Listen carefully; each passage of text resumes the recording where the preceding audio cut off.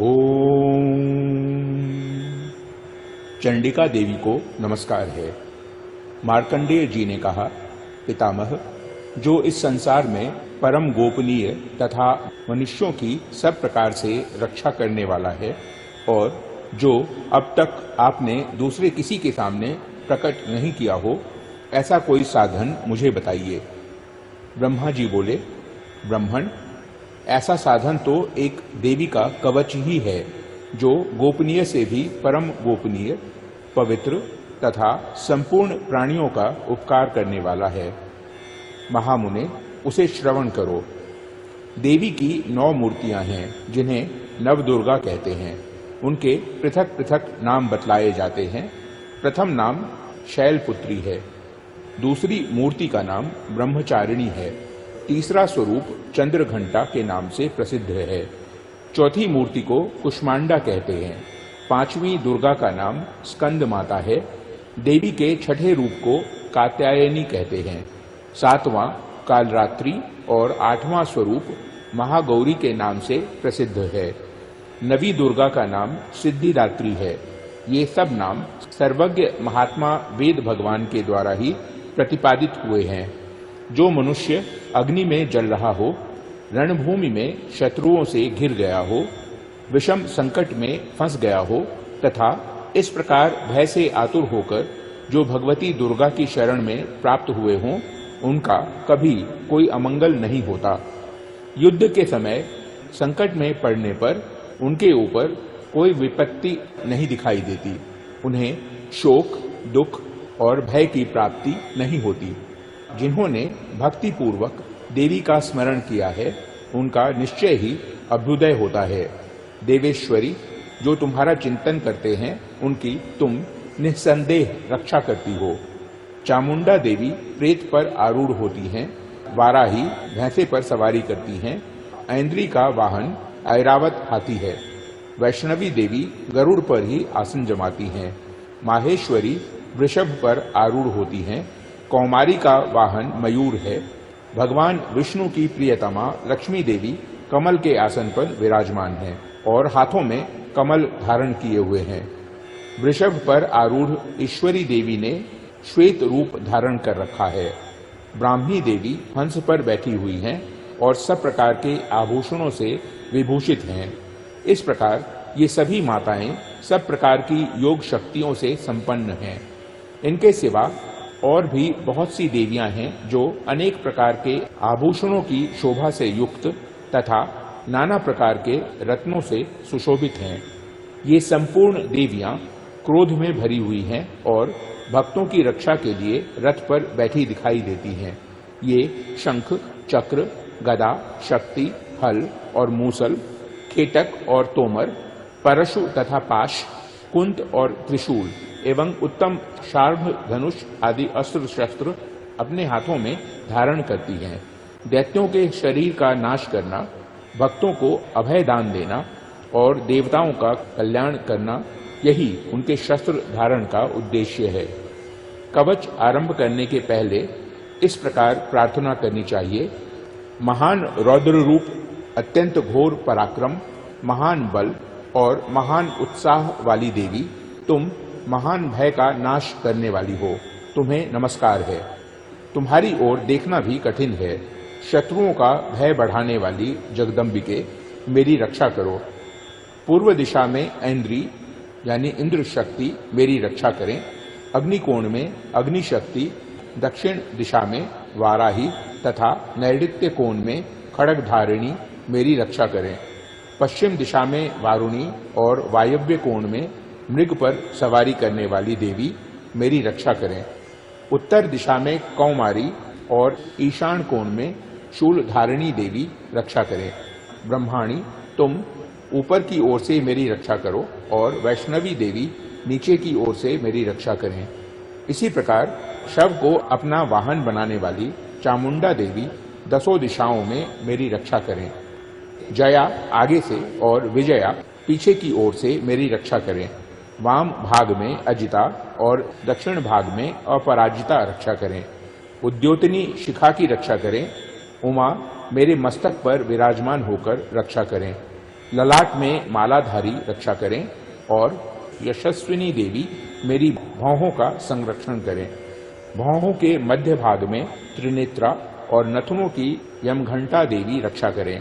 दोनों नेत्रों के मध्य भाग में शंखनी और कानों में द्वारवासिनी रक्षा करें। कालिका देवी कपोलों की तथा भगवती शांकरी कानों के मूल भाग की रक्षा करें। नासिका में सुगंधा और ऊपर के ओठ में चर्चिका देवी रक्षा करें।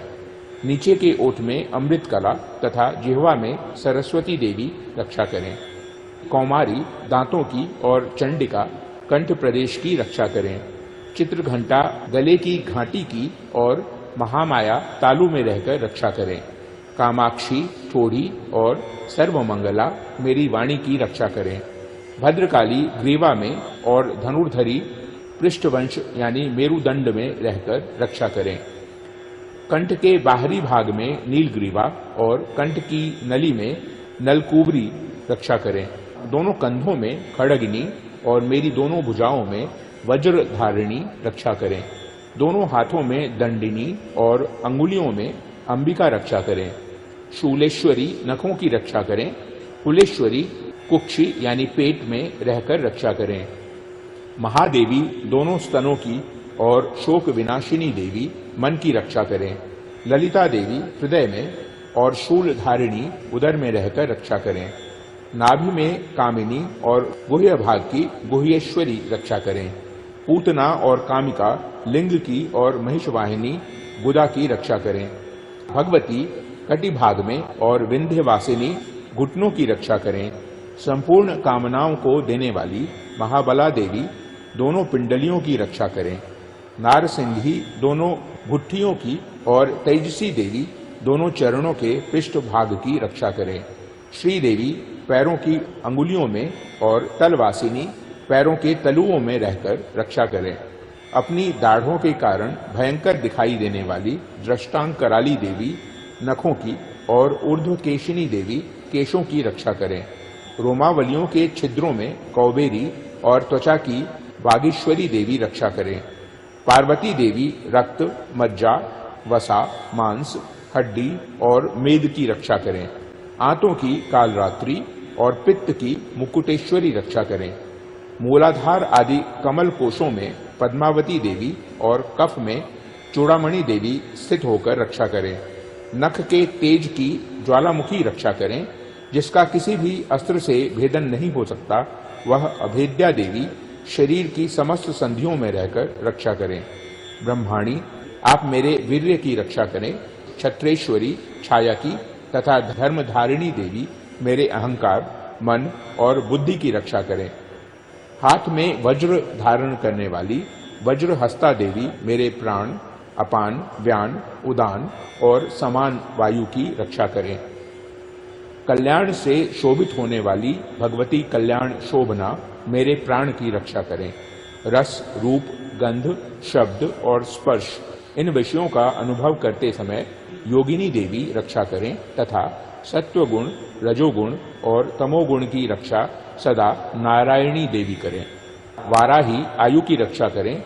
वैष्णवी धर्म की रक्षा करें तथा चक्रिणी यानी चक्र धारण करने वाली देवी यश, कीर्ति, लक्ष्मी, धन तथा विद्या की रक्षा करें।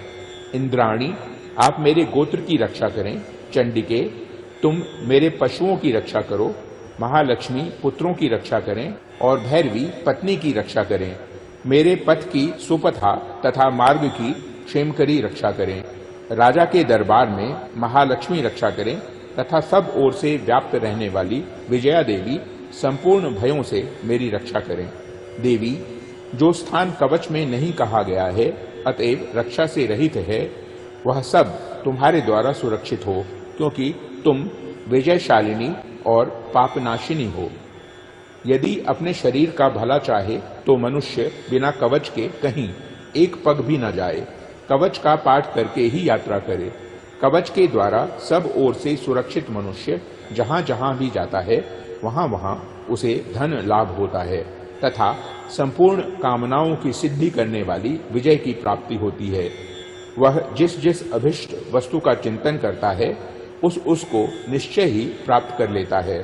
वह पुरुष इस पृथ्वी पर तुलना रहित महान ऐश्वर्य का भागी होता है। कवच से सुरक्षित मनुष्य निर्भय हो जाता है, युद्ध में उसकी पराजय नहीं होती तथा वह तीनों लोकों में पूजनीय होता है। देवी का यह कवच देवताओं के लिए भी दुर्लभ है।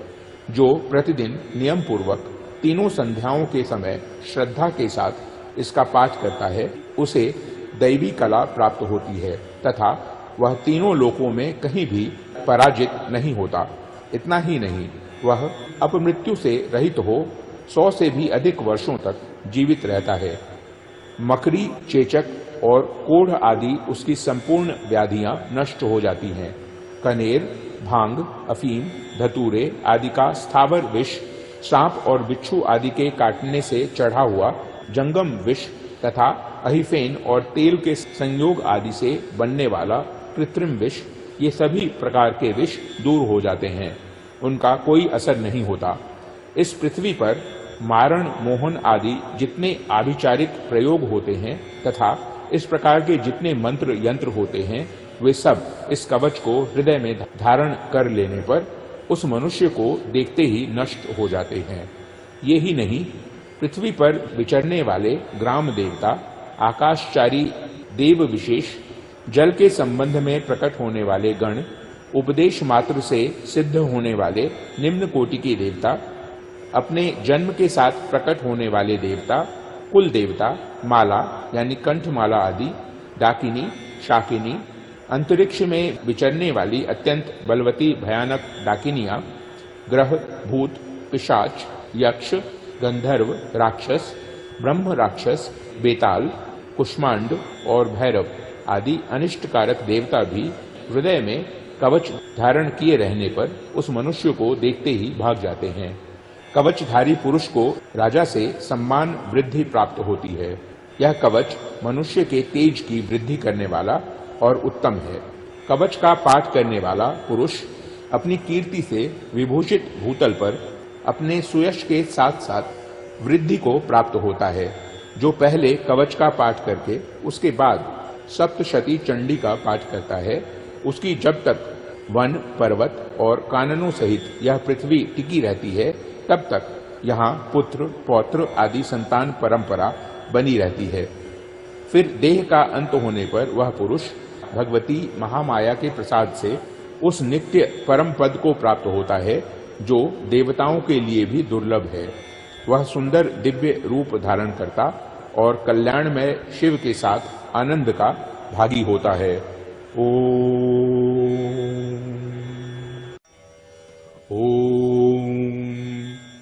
चंडिका देवी को नमस्कार है। मार्कंडेय जी कहते हैं, जयंती, मंगला, काली, भद्रकाली, कपालिनी, दुर्गा, क्षमा, शिवा, धात्री, स्वाहा और स्वधा, इन नामों से प्रसिद्ध जगदम्बिके, तुम्हें मेरा नमस्कार हो। देवी चामुंडे, तुम्हारी जय हो। संपूर्ण प्राणियों की पीड़ा हरने वाली देवी, तुम्हारी जय हो। सब में व्याप्त रहने वाली देवी, तुम्हारी जय हो। काल रात्रि, तुम्हें नमस्कार हो। मधु और कैटब को मारने वाली तथा ब्रह्मा जी को वरदान देने वाली देवी, तुम्हें नमस्कार है। तुम मुझे रूप यानी आत्मस्वरूप का ज्ञान दो। जय यानी मोह पर विजय दो। यश यानी मोह विजय तथा ज्ञान प्राप्ति रूप यश दो। और काम, क्रोध आदि शत्रुओं का नाश करो। महिषासुर का नाश करने वाली तथा भक्तों को सुख देने वाली देवी, तुम्हें नमस्कार है। तुम रूप दो, जय दो, यश दो और काम, क्रोध आदि शत्रुओं का नाश करो। रक्त बीज का वध और चंड मुंड का विनाश करने वाली देवी, तुम रूप दो, जय दो, यश दो और काम, क्रोध आदि शत्रुओं का नाश करो। शुंभ और निशुंभ तथा धूम्र लोचन का मर्दन करने वाली देवी, तुम रूप दो, जय दो, यश दो, काम, क्रोध आदि शत्रुओं का नाश करो। सबके द्वारा वंदित युगल चरणों वाली तथा संपूर्ण सौभाग्य प्रदान करने वाली देवी, तुम रूप दो, जय दो, यश दो और काम, क्रोध आदि शत्रुओं का नाश करो। देवी, तुम्हारे रूप और चरित्र अचिंत्य हैं। तुम समस्त शत्रुओं का नाश करने वाली हो। रूप दो, जय दो, यश दो और काम क्रोध आदि शत्रुओं का नाश करो। पापों को दूर करने वाली चंडिके, जो भक्ति पूर्वक तुम्हारे चरणों में सर्वदा मस्तक झुकाते हैं, उन्हें रूप दो, जय दो, यश दो और उनके काम क्रोध आदि शत्रुओं का नाश करो। रोगों का नाश करने वाली चंडिके, जो भक्ति पूर्वक तुम्हारी स्तुति करते हैं, उन्हें रूप दो, जय दो, यश दो और उनके काम क्रोध आदि शत्रुओं का नाश करो। चंडिके, इस संसार में जो भक्ति पूर्वक तुम्हारी पूजा करते हैं, उन्हें रूप दो, जय दो, यश दो और उनके काम क्रोध आदि शत्रुओं का नाश करो। मुझे सौभाग्य और आरोग्य दो, परम सुख दो, रूप दो, जय दो, यश दो और मेरे काम क्रोध आदि शत्रुओं का नाश करो। जो मुझसे द्वेष रखते हों, उनका नाश और मेरे बल बुद्धि की वृद्धि करो। रूप दो, जय दो, यश दो और मेरे काम क्रोध आदि शत्रुओं का नाश करो। देवी, मेरा कल्याण करो, मुझे उत्तम संपत्ति प्रदान करो। रूप दो, जय दो, यश दो और काम क्रोध आदि शत्रुओं का नाश करो। अंबिके, देवता और असुर दोनों ही अपने माथे के मुकुट की मणियों को तुम्हारे चरणों में घिसते रहते हैं। तुम रूप दो, जय दो, यश दो और काम क्रोध आदि शत्रुओं का नाश करो।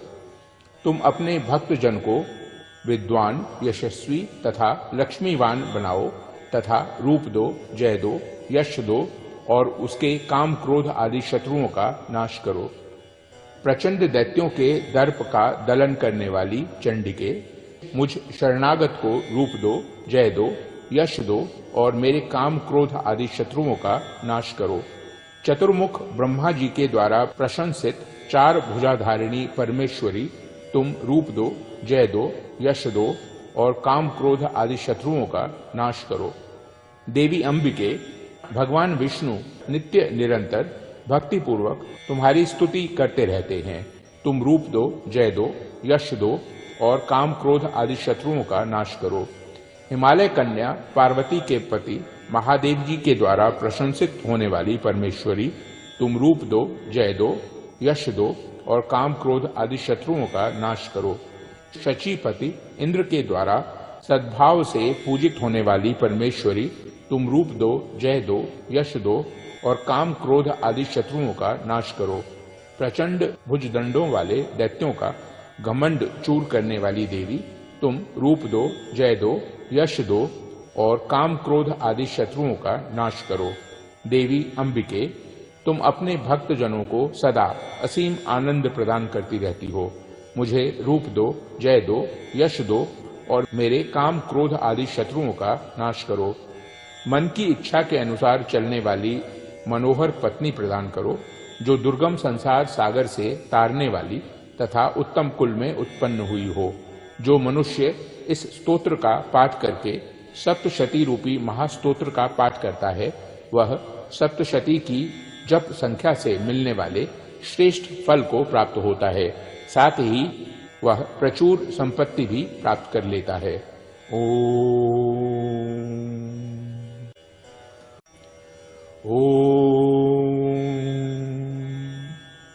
चंडिका देवी को नमस्कार है। मार्कंडेय जी कहते हैं, विशुद्ध ज्ञान ही जिनका शरीर है, तीनों वेद ही जिनके तीन दिव्य नेत्र हैं, जो कल्याण प्राप्ति के हेतु हैं तथा अपने मस्तक पर अर्धचंद्र का मुकुट धारण करते हैं, उन भगवान शिव को नमस्कार है। मंत्रों का जो अभिकीलक है, अर्थात मंत्रों की सिद्धि में विघ्न उपस्थित करने वाले शाप रूपी कीलक का जो निवारण करने वाला है, उस सप्तशती स्तोत्र को संपूर्ण रूप से जानना चाहिए और जानकर उसकी उपासना करनी चाहिए। यद्यपि सप्तशती के अतिरिक्त अन्य मंत्रों के जप में भी जो निरंतर लगा रहता है, वह भी कल्याण का भागी होता है। उसके भी उच्चाटन आदि कर्म सिद्ध होते हैं तथा उसे भी समस्त दुर्लभ वस्तुओं की प्राप्ति हो जाती है। तथापि जो अन्य मंत्रों का जप न करके केवल इस सप्तशती नामक स्तोत्र से ही देवी की स्तुति करते हैं, उन्हें स्तुति मात्र से ही सच्चिदानंद स्वरूपिणी देवी सिद्ध हो जाती है। उन्हें अपने कार्य की सिद्धि के लिए मंत्र, औषधि तथा अन्य किसी साधन के उपयोग की आवश्यकता नहीं रहती। बिना जप के ही उनके उच्चाटन आदि समस्त आभिचारिक कर्म सिद्ध हो जाते हैं। इतना ही नहीं, उनकी संपूर्ण अभिष्ट वस्तुएं भी सिद्ध होती हैं। लोगों के मन में यह शंका थी कि जब केवल सप्तशती की उपासना से अथवा सप्तशती को छोड़कर अन्य मंत्रों की उपासना से भी समान रूप से सब कार्य सिद्ध होते हैं, तब इनमें श्रेष्ठ कौन सा साधन है। लोगों की इस शंका को सामने रखकर भगवान शंकर ने अपने पास आए हुए जिज्ञासुओं को समझाया कि यह सप्तशती नामक संपूर्ण स्तोत्र ही सर्वश्रेष्ठ एवं कल्याणमय है। तदनंतर भगवती चंडिका के सप्तशती नामक स्तोत्र को महादेव जी ने गुप्त कर दिया। सप्तशती के पाठ से जो पुण्य प्राप्त होता है उसकी कभी समाप्ति नहीं होती, किंतु अन्य मंत्रों के जपजन्य पुण्य की समाप्ति हो जाती है। अतः भगवान शिव ने अन्य मंत्रों की अपेक्षा जो सप्तशती की ही श्रेष्ठता का निर्णय किया, उसे यथार्थ ही जानना चाहिए। अन्य मंत्रों का जप करने वाला पुरुष भी यदि सप्तशती के स्तोत्र और जप का अनुष्ठान कर ले तो वह भी पूर्ण रूप से ही कल्याण का भागी होता है। इसमें तनिक भी संदेह नहीं है। जो साधक कृष्ण पक्ष की चतुर्दशी अथवा अष्टमी को एकाग्रचित्त होकर भगवती की सेवा में अपना सर्वस्व समर्पित कर देता है और फिर उसे प्रसाद रूप में ग्रहण करता है, उसी पर भगवती प्रसन्न होती हैं, अन्यथा उनकी प्रसन्नता नहीं प्राप्त होती। इस प्रकार सिद्धि के प्रतिबंधक रूप कील के द्वारा महादेव जी ने इस स्तोत्र को कीलित कर रखा है। जो पूर्वोक्त रीति से निष्कीलन करके इस सप्तशती स्तोत्र का प्रतिदिन स्पष्ट उच्चारण पूर्वक पाठ करता है, वह मनुष्य सिद्ध हो जाता है। वही देवी का पार्षद होता है और वही गंधर्व भी होता है। सर्वत्र विचरते रहने पर भी इस संसार में उसे कहीं भी भय नहीं होता। वह अपमृत्यु के वश में नहीं पड़ता तथा देह त्याग के अनंतर मोक्ष प्राप्त कर लेता है। अतः कीलन को जानकर उसका परिहार करके ही सप्तशती का पाठ आरंभ करे। जो ऐसा नहीं करता उसका नाश हो जाता है। इसलिए कीलक और निष्कीलन का ज्ञान प्राप्त करने पर ही यह स्तोत्र निर्दोष होता है और विद्वान पुरुष इस निर्दोष स्तोत्र का ही पाठ आरंभ करते हैं। स्त्रियों में जो कुछ भी सौभाग्य आदि दृष्टिगोचर होता है वह सब देवी के प्रसाद का ही फल है। अतः इस कल्याणमय स्तोत्र का सदा जप करना चाहिए। इस स्तोत्र का मंद स्वर से पाठ करने पर स्वल्प फल की प्राप्ति होती है और उच्च स्वर से पाठ करने पर पूर्ण फल की सिद्धि होती है। अतः उच्च स्वर से ही इसका पाठ आरंभ करना चाहिए। जिनके प्रसाद से ऐश्वर्य, सौभाग्य, आरोग्य, संपत्ति, शत्रुनाश तथा परम मोक्ष की भी सिद्धि होती है, उन कल्याणमयी जगदम्बा की स्तुति मनुष्य क्यों नहीं करते। ओम।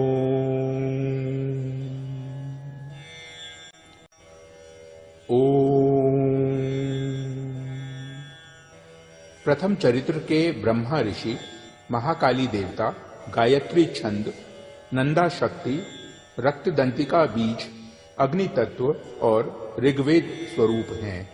श्री महाकाली देवता की प्रसन्नता के लिए प्रथम चरित्र के जप में विनियोग किया जाता है। भगवान विष्णु के सो जाने पर मधु और कैटभ को मारने के लिए कमल जन्मा ब्रह्मा जी ने जिनका स्तवन किया था, उन महाकाली देवी का मैं सेवन करता हूँ। वे अपने 10 हाथों में खड्ग, चक्र, गदा, बाण, धनुष, परिघ, शूल, भुषुंडी, मस्तक और शंख धारण करती हैं। उनके 3 नेत्र हैं। वे समस्त अंगों में दिव्य आभूषणों से विभूषित हैं। उनके शरीर की कांति नील मणि के समान है तथा वे 10 मुख और 10 पैरों से युक्त हैं। मार्कंडेय जी बोले, सूर्य के पुत्र सावर्णी जो 8वें मनु कहे जाते हैं, उनकी उत्पत्ति की कथा विस्तार पूर्वक कहता हूँ, सुनो। सूर्य कुमार महाभाग सावर्णी भगवती महामाया के अनुग्रह से जिस प्रकार मनवंतर के स्वामी हुए, वही प्रसंग सुनाता हूँ। पूर्व काल की बात है। स्वारोचिष मनवंतर में सुरथ नाम के एक राजा थे जो चैत्र वंश में उत्पन्न हुए थे। उनका समस्त भूमंडल पर अधिकार था। वे प्रजा का अपने औरस पुत्रों की भांति धर्म पूर्वक पालन करते थे। तो भी उस समय कोला विध्वंसी नाम के क्षत्रिय उनके शत्रु हो गए। राजा सुरथ की दंड नीति बड़ी प्रबल थी। उनका शत्रुओं के साथ संग्राम हुआ। यद्यपि कोला विध्वंसी संख्या में कम थे तो भी राजा सुरथ युद्ध में उनसे परास्त हो गए। तब वे युद्ध भूमि से अपने नगर को लौट आए और केवल अपने देश के राजा होकर रहने लगे। समूची पृथ्वी से अब उनका अधिकार जाता रहा, किंतु वहां भी उन प्रबल शत्रुओं ने उस समय महाभाग राजा सुरथ पर आक्रमण कर दिया। राजा का बल क्षीण हो चला था, इसलिए उनके दुष्ट, बलवान एवं दुरात्मा मंत्रियों ने वहां उनकी राजधानी में भी राजकीय सेना और खजाने को हथिया लिया। सुरथ का प्रभुत्व नष्ट हो चुका था, इसलिए वे शिकार खेलने के बहाने घोड़े पर सवार हो वहां से अकेले ही एक घने जंगल में चले गए। वहां उन्होंने विप्रवर मेधा मुनि का आश्रम देखा, जहां कितने ही हिंसक जीव अपनी स्वाभाविक हिंसा वृत्ति छोड़कर परम शांत भाव से रहते थे। मुनि के बहुत से शिष्य उस वन की शोभा बढ़ा रहे थे। वहां जाने पर मुनि ने उनका सत्कार किया और वे उन मुनि श्रेष्ठ के आश्रम पर इधर उधर विचरते हुए कुछ काल तक रहे। फिर ममता से आकृष्ट चित्त होकर वहां इस प्रकार चिंता करने लगे, पूर्व काल में मेरे पूर्वजों ने जिसका पालन किया था वही नगर आज मुझसे रहित है। पता नहीं मेरे दुराचारी भृत्यगण उसकी धर्म पूर्वक रक्षा करते हैं या नहीं। जो सदा मद की वर्षा करने वाला और शूरवीर था, वह मेरा प्रधान हाथी अब शत्रुओं के अधीन होकर न जाने किन भोगों को भोगता होगा। जो लोग मेरी कृपा, धन और भोजन पाने से सदा मेरे पीछे पीछे चलते थे, वे निश्चय ही अब दूसरे राजाओं का अनुसरण करते होंगे। उन अपव्ययी लोगों के द्वारा सदा खर्च होते रहने के कारण अत्यंत कष्ट से जमा किया हुआ मेरा वह खजाना खाली हो जाएगा। ये तथा और भी कई बातें राजा सुरथ निरंतर सोचते रहते थे। एक दिन उन्होंने वहां विप्रवर मेधा के आश्रम के निकट एक वैश्य को देखा और उससे पूछा, भाई तुम कौन हो? यहाँ तुम्हारे आने का क्या कारण है? तुम क्यों शोकग्रस्त और अनमने से दिखाई देते हो? राजा सुरथ का यह प्रेम पूर्वक कहा हुआ वचन सुनकर वैश्य ने विनीत भाव से उन्हें प्रणाम करके कहा। वैश्य बोला, राजन, मैं धनियों के कुल में उत्पन्न एक वैश्य हूँ। मेरा नाम समाधि है। मेरे दुष्ट स्त्री पुत्रों ने धन के लोभ से मुझे घर से बाहर निकाल दिया है। मैं इस समय धन, स्त्री और पुत्रों से वंचित हूँ। मेरे विश्वसनीय बंधुओं ने मेरा ही धन लेकर मुझे दूर कर दिया है, इसलिए दुखी होकर मैं वन में चला आया हूँ। यहाँ रहकर मैं इस बात को नहीं जानता कि मेरे पुत्रों की, स्त्री की और स्वजनों की कुशल है या नहीं। इस समय घर में वे कुशल से रहते हैं अथवा उन्हें कोई कष्ट है। वे मेरे पुत्र कैसे हैं? क्या वे सदाचारी हैं अथवा दुराचारी हो गए हैं? राजा ने पूछा, जिन लोभी स्त्री पुत्र आदि ने धन के कारण तुम्हें घर से निकाल दिया, उनके प्रति तुम्हारे चित्त में इतना स्नेह का बंधन क्यों है? वैश्य बोला, आप मेरे विषय में जैसी बात कहते हैं वह सब ठीक है, किंतु क्या करूं, मेरा मन निष्ठुरता नहीं धारण करता। जिन्होंने धन के लोभ में पड़कर पिता के प्रति स्नेह, पति के प्रति प्रेम तथा आत्मीय जन के प्रति अनुराग को तिलांजलि दे मुझे घर से निकाल दिया है, उन्हीं के प्रति मेरे हृदय में इतना स्नेह है। महामते, गुणहीन बंधुओं के प्रति भी जो मेरा चित्त इस प्रकार प्रेम मग्न हो रहा है, वह क्या है? इस बात को मैं जानकर भी नहीं जान पाया। उनके लिए मैं लंबी सांसें ले रहा हूं और मेरा हृदय अत्यंत दुखित हो रहा है। उन लोगों में प्रेम का सर्वथा अभाव है, तो भी उनके प्रति जो मेरा मन निष्ठुर नहीं हो पाता, इसके लिए क्या करूं? मार्कंडेय जी कहते हैं, ब्राह्मण, तदनंतर राजाओं में श्रेष्ठ सुरथ और वह समाधि नामक वैश्य दोनों साथ साथ मेधा मुनि की सेवा में उपस्थित हुए और उनके साथ यथा योग्य न्यायानुकूल विनयपूर्ण बर्ताव करके बैठे। तत्पश्चात वैश्य और राजा ने कुछ वार्तालाप आरंभ किया। राजा ने कहा, भगवन, मैं आपसे एक बात पूछना चाहता हूँ, उसे बताइए। मेरा चित्त अपने अधीन न होने के कारण वह बात मेरे मन को बहुत दुख देती है। जो राज्य मेरे हाथ से चला गया है उसमें और उसके संपूर्ण अंगों में मेरी ममता बनी हुई है। मुनिश्रेष्ठ, यह जानते हुए भी कि वह अब मेरा नहीं है, अज्ञानी की भांति मुझे उसके लिए दुख होता है। यह क्या है? इधर यह वैश्य भी घर से अपमानित होकर आया है। इसके पुत्र, स्त्री और भृत्यों ने इसे छोड़ दिया है। स्वजनों ने भी इसका परित्याग कर दिया है, तो भी यह उनके प्रति अत्यंत हार्दिक स्नेह रखता है। इस प्रकार यह तथा मैं दोनों ही बहुत दुखी हैं। जिसमें प्रत्यक्ष दोष देखा गया है उस विषय के लिए भी हमारे मन में ममता जनित आकर्षण पैदा हो रहा है। महाभाग, हम दोनों समझदार हैं, तो भी हम में जो मोह पैदा हुआ है यह क्या है? विवेक शून्य पुरुष की भांति मुझ में और इसमें भी यह मूढ़ता प्रत्यक्ष दिखाई देती है। ऋषि बोले, महाभाग, विषय मार्ग का ज्ञान सब जीवों को है। इसी प्रकार विषय भी सबके लिए अलग अलग है। कुछ प्राणी दिन में नहीं देखते और दूसरे रात में ही नहीं देखते, तथा कुछ जीव ऐसे हैं जो दिन और रात्रि में बराबर ही देखते हैं। यह ठीक है कि मनुष्य समझदार होते हैं, किंतु केवल वे ही ऐसा नहीं होते। पशु, पक्षी और मृग आदि सभी प्राणी समझदार होते हैं। मनुष्यों की समझ भी वैसी ही होती है जैसी उन मृग और पक्षियों की होती है, तथा जैसी मनुष्यों की होती है वैसी ही उन मृग पक्षी आदि की होती है। यह तथा अन्य बातें भी प्रायः दोनों में समान ही हैं। समझ होने पर भी इन पक्षियों को तो देखो, ये स्वयं भूख से पीड़ित होते हुए भी मोहवश बच्चों की चोंच में कितने चाव से अन्न के दाने डाल रहे हैं।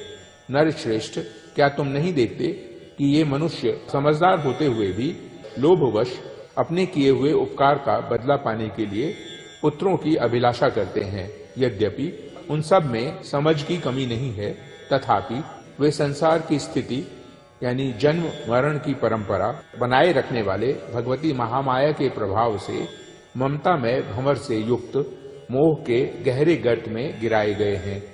इसलिए इसमें आश्चर्य नहीं करना चाहिए। जगदीश्वर भगवान विष्णु की योग निद्रा रूपा जो भगवती महामाया हैं, उन्हीं से यह जगत मोहित हो रहा है। वे भगवती महामाया देवी ज्ञानियों के भी चित्त को बलपूर्वक खींचकर मोह में डाल देती हैं। वे ही इस संपूर्ण चराचर जगत की सृष्टि करती हैं, तथा वे ही प्रसन्न होने पर मनुष्यों को मुक्ति के लिए वरदान देती हैं। वे ही पराविद्या, संसार बंधन और मोक्ष की हेतुभूता सनातनी देवी तथा संपूर्ण ईश्वरों की भी अधीश्वरी हैं। राजा ने पूछा, भगवन, जिन्हें आप महामाया कहते हैं वे देवी कौन हैं? ब्राह्मण, उनका आविर्भाव कैसे हुआ तथा उनके चरित्र कौन कौन हैं? ब्रह्मवेत्ताओं में श्रेष्ठ महर्षि उन देवी का जैसा प्रभाव हो, जैसा स्वरूप हो और जिस प्रकार प्रादुर्भाव हुआ हो, वह सब मैं आपके मुख से सुनना चाहता हूँ। ऋषि बोले, राजन, वास्तव में तो वे देवी नित्य स्वरूपा ही हैं। संपूर्ण जगत उन्हीं का रूप है तथा उन्होंने समस्त विश्व को व्याप्त कर रखा है, तथापि उनका प्राकट्य अनेक प्रकार से होता है। वह मुझसे सुनो। यद्यपि वे नित्य और अजन्मा हैं, तथापि जब देवताओं का कार्य सिद्ध करने के लिए प्रकट होती हैं, उस समय लोक में उत्पन्न हुई कहलाती हैं। कल्प के अंत में जब संपूर्ण जगत एकार्णव में निमग्न हो रहा था और सबके प्रभु भगवान विष्णु शेषनाग की शैया बिछाकर योग निद्रा का आश्रय ले सो रहे थे, उस समय उनके कानों के मैल से दो भयंकर असुर उत्पन्न हुए। जो मधु और कैटभ के नाम से विख्यात थे। वे दोनों ब्रह्मा जी का वध करने को तैयार हो गए। भगवान विष्णु के नाभि कमल में विराजमान प्रजापति ब्रह्मा जी ने जब उन दोनों भयानक असुरों को अपने पास आया और भगवान को सोया हुआ देखा, तब एकाग्र चित्त होकर उन्होंने भगवान विष्णु को जगाने के लिए उनके नेत्रों में निवास करने वाली योग निद्रा का स्तवन आरंभ किया, जो इस विश्व की अधीश्वरी, जगत को धारण करने वाली, संसार का पालन और संहार करने वाली तथा तेजः स्वरूप भगवान विष्णु की अनुपम शक्ति है। उन्हीं भगवती निद्रा देवी की भगवान ब्रह्मा स्तुति करने लगे। ब्रह्मा जी ने कहा, देवी, तुम ही स्वाहा, तुम ही स्वधा और तुम ही वशटकार हो। स्वर भी तुम्हारे ही स्वरूप हैं। तुम ही जीवनदायिनी सुधा हो। नित्य अक्षर प्रणव में अकार, उकार, मकार इन तीनों मात्राओं के रूप में तुम ही स्थित हो तथा इन तीनों मात्राओं के अतिरिक्त जो बिंदु रूपा नित्य अर्ध मात्रा है, जिसका विशेष रूप से उच्चारण नहीं किया जा सकता, वह भी तुम ही हो। देवी, तुम ही संध्या, सावित्री तथा परम जननी हो। देवी, तुम ही इस विश्व ब्रह्मांड को धारण करती हो। तुमसे ही इस जगत की सृष्टि होती है, तुम ही से इसका पालन होता है और सदा तुम ही कल्प के अंत में सबको अपना ग्रास बना लेती हो। जगन्मयी देवी, इस जगत की उत्पत्ति के समय तुम सृष्टि रूपा हो, पालन काल में स्थिति रूपा हो तथा कल्पांत के समय संहार रूप धारण करने वाली हो। तुम ही महाविद्या, महामाया, महामेधा, महास्मृति, महामोह रूपा, महादेवी और महासुरी हो। तुम ही तीनों गुणों को उत्पन्न करने वाली सबकी प्रकृति हो। भयंकर काल रात्रि, महारात्रि और मोहरात्रि भी तुम ही हो। तुम ही श्री, तुम ही ईश्वरी, तुम ही ह्री और तुम ही बोध स्वरूपा बुद्धि हो। लज्जा, पुष्टि, तुष्टि, शांति और क्षमा भी तुम ही हो। तुम खड्ग धारिणी, शूल धारिणी, घोर रूपा तथा गदा, चक्र, शंख और धनुष धारण करने वाली हो। बाण, भुषुंडी और परिघ ये भी तुम्हारे अस्त्र हैं। तुम सौम्य और सौम्यतर हो। इतना ही नहीं, जितने भी सौम्य एवं सुंदर पदार्थ हैं, उन सब की अपेक्षा तुम अत्यधिक सुंदरी हो। पर और अपर सबसे परे रहने वाली परमेश्वरी तुम ही हो।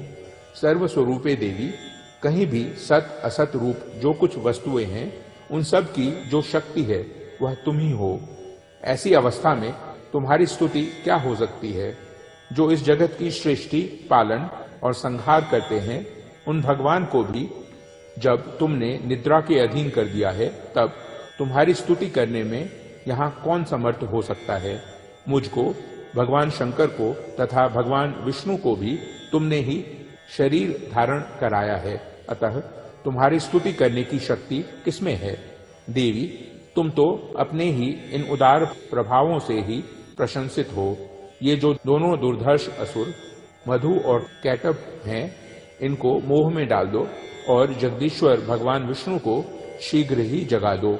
साथ ही इनके भीतर इन दोनों महान असुरों को मार डालने की बुद्धि उत्पन्न कर दो।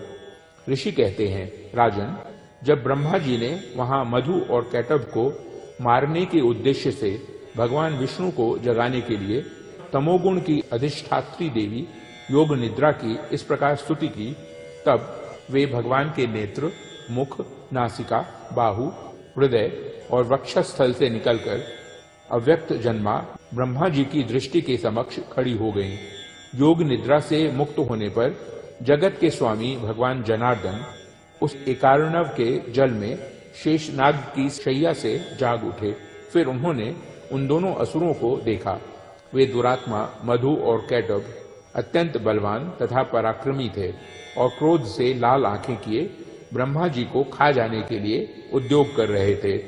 तब भगवान श्री हरि ने उठकर उन दोनों के साथ 5000 वर्षों तक केवल बाहु युद्ध किया।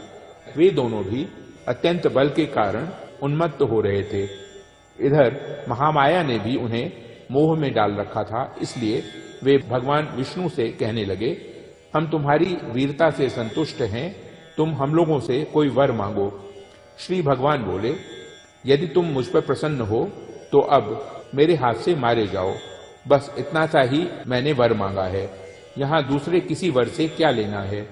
ऋषि कहते हैं, इस प्रकार धोखे में आ जाने पर जब उन्होंने संपूर्ण जगत में जल ही जल देखा, तब कमल नयन भगवान से कहा, जहाँ पृथ्वी जल में डूबी हुई ना हो, जहाँ सूखा स्थान हो, वहीं हमारा वध करो। ऋषि कहते हैं, तब तथास्तु कहकर शंख, चक्र और गदा धारण करने वाले भगवान ने उन दोनों के मस्तक अपने जांघ पर रखकर चक्र से काट डाले। इस प्रकार ये देवी महामाया ब्रह्मा जी की स्तुति करने पर स्वयं प्रकट हुई थी। अब पुनः तुमसे उनके प्रभाव का वर्णन करता हूँ, सुनो। इस प्रकार श्री मार्कंडेय पुराण में सावर्णिक मनवंतर की कथा के अंतर्गत देवी महात्म्य में मधु कैटभ वध नामक पहला अध्याय पूरा हुआ। ओम।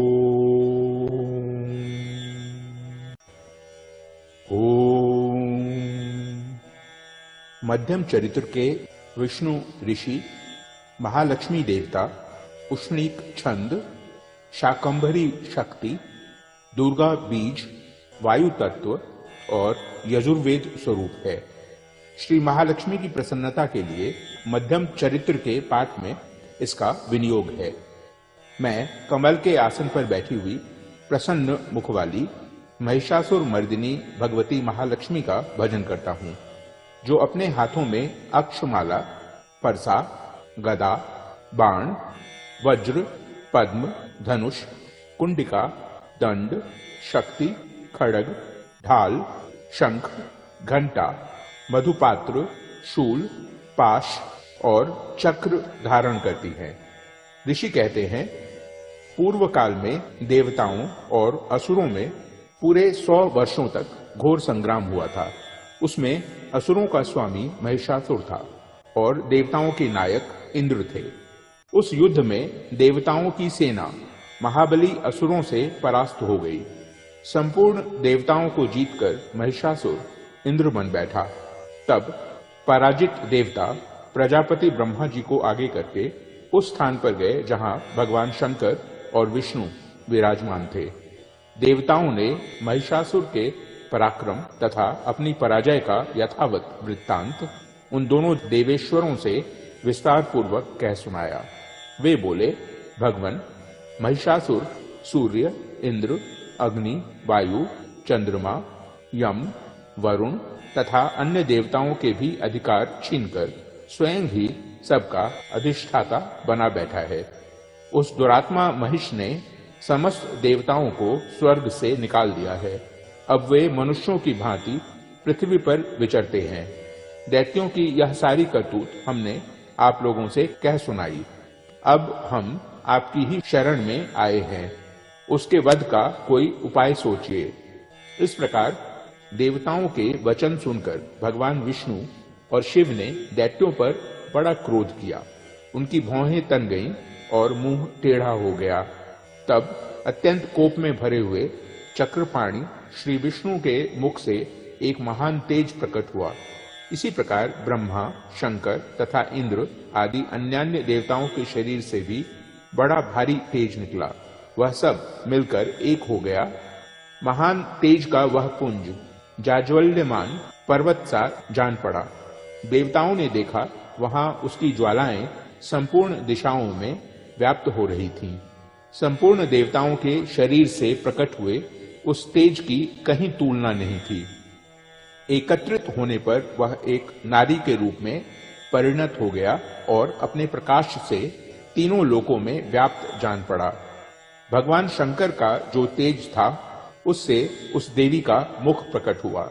यमराज के तेज से उसके सिर में बाल निकल आए। श्री विष्णु भगवान के तेज से उसकी भुजाएं उत्पन्न हुई। चंद्रमा के तेज से दोनों स्तनों का और इंद्र के तेज से मध्य भाग यानी कटि प्रदेश का प्रादुर्भाव हुआ।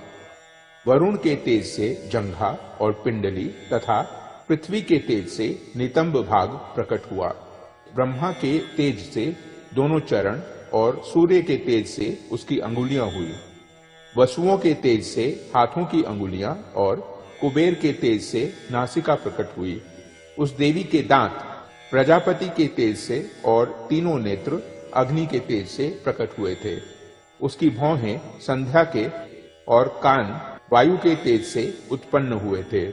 इसी प्रकार अन्यान्य देवताओं के तेज से भी उस कल्याणमयी देवी का आविर्भाव हुआ।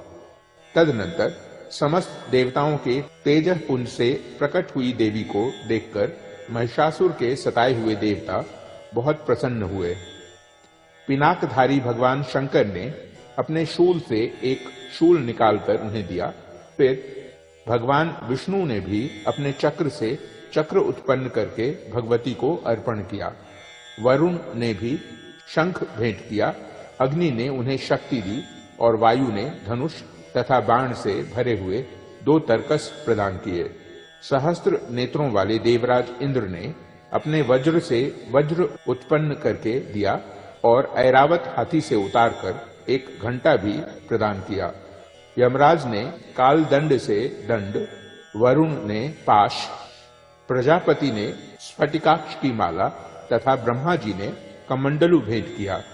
सूर्य ने देवी के समस्त रोमकूपों में अपनी किरणों का तेज भर दिया। काल ने उन्हें चमकती हुई ढाल और तलवार दी। क्षीर समुद्र ने उज्जवल हार तथा कभी जीर्ण न होने वाले 2 दिव्य वस्त्र भेंट किए।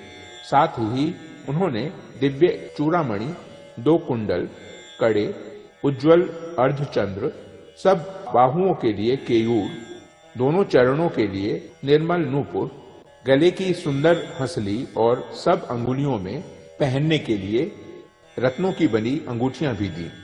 विश्वकर्मा ने उन्हें अत्यंत निर्मल फरसा भेंट किया। साथ ही अनेक प्रकार के अस्त्र और अभेद्य कवच दिए। इनके सिवा मस्तक और वक्षस्थल पर धारण करने के लिए कभी ना कुम्हलाने वाले कमलों की मालाएं दी। जलधि ने उन्हें सुंदर कमल का फूल भेंट किया। हिमालय ने सवारी के लिए सिंह तथा भांति भांति के रत्न समर्पित किए।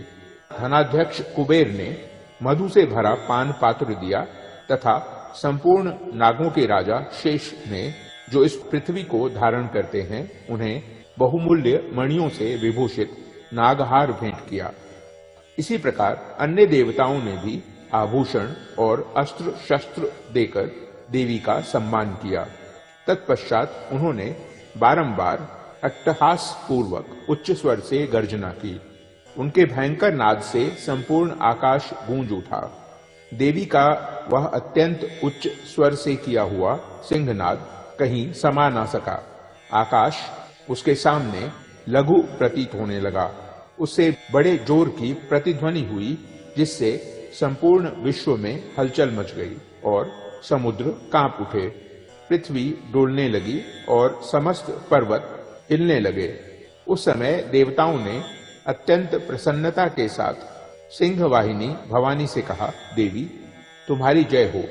साथ ही महर्षियों ने भक्ति भाव से विनम्र होकर उनका स्तवन किया।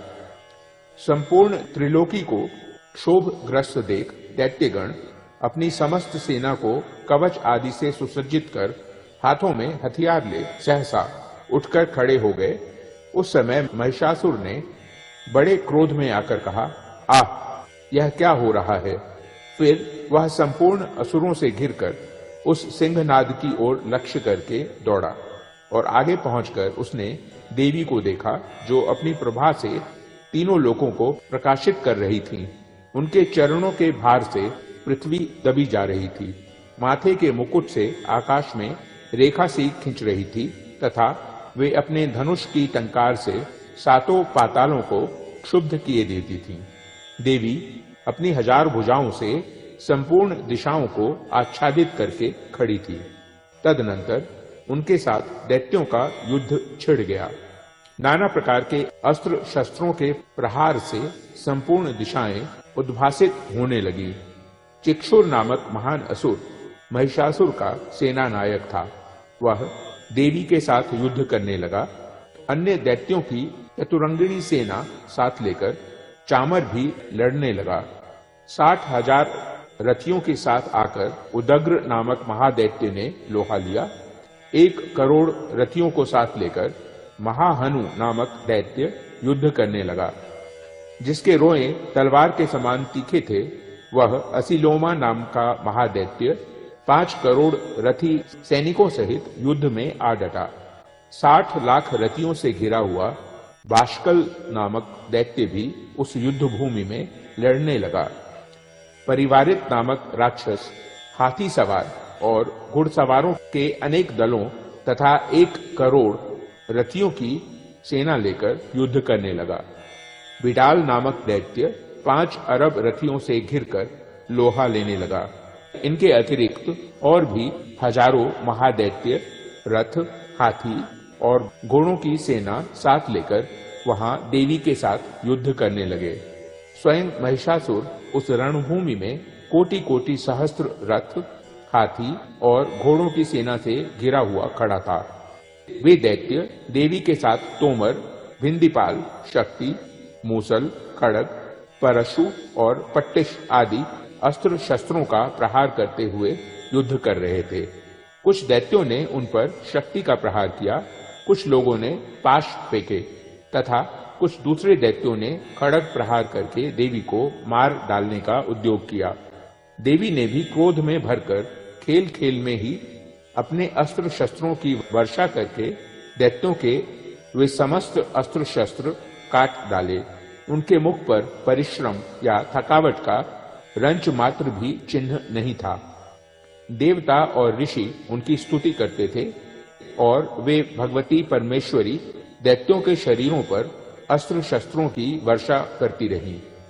देवी का वाहन सिंह भी क्रोध में भरकर गर्दन के बालों को हिलाता हुआ असुरों की सेना में इस प्रकार विचरने लगा मानो वनों में दावानल फैल रहा हो। रणभूमि में दैत्यों के साथ युद्ध करती हुई अंबिका देवी ने जितने निश्वास छोड़े वे सभी तत्काल सैकड़ों हजारों गणों के रूप में प्रकट हो गए और परशु, भिंदीपाल, खड़ग और पट्टिश आदि अस्त्रों द्वारा असुरों का सामना करने लगे। देवी की शक्ति से बढ़े हुए वे गण असुरों का नाश करते हुए नगाड़ा और शंख आदि बाजे बजाने लगे।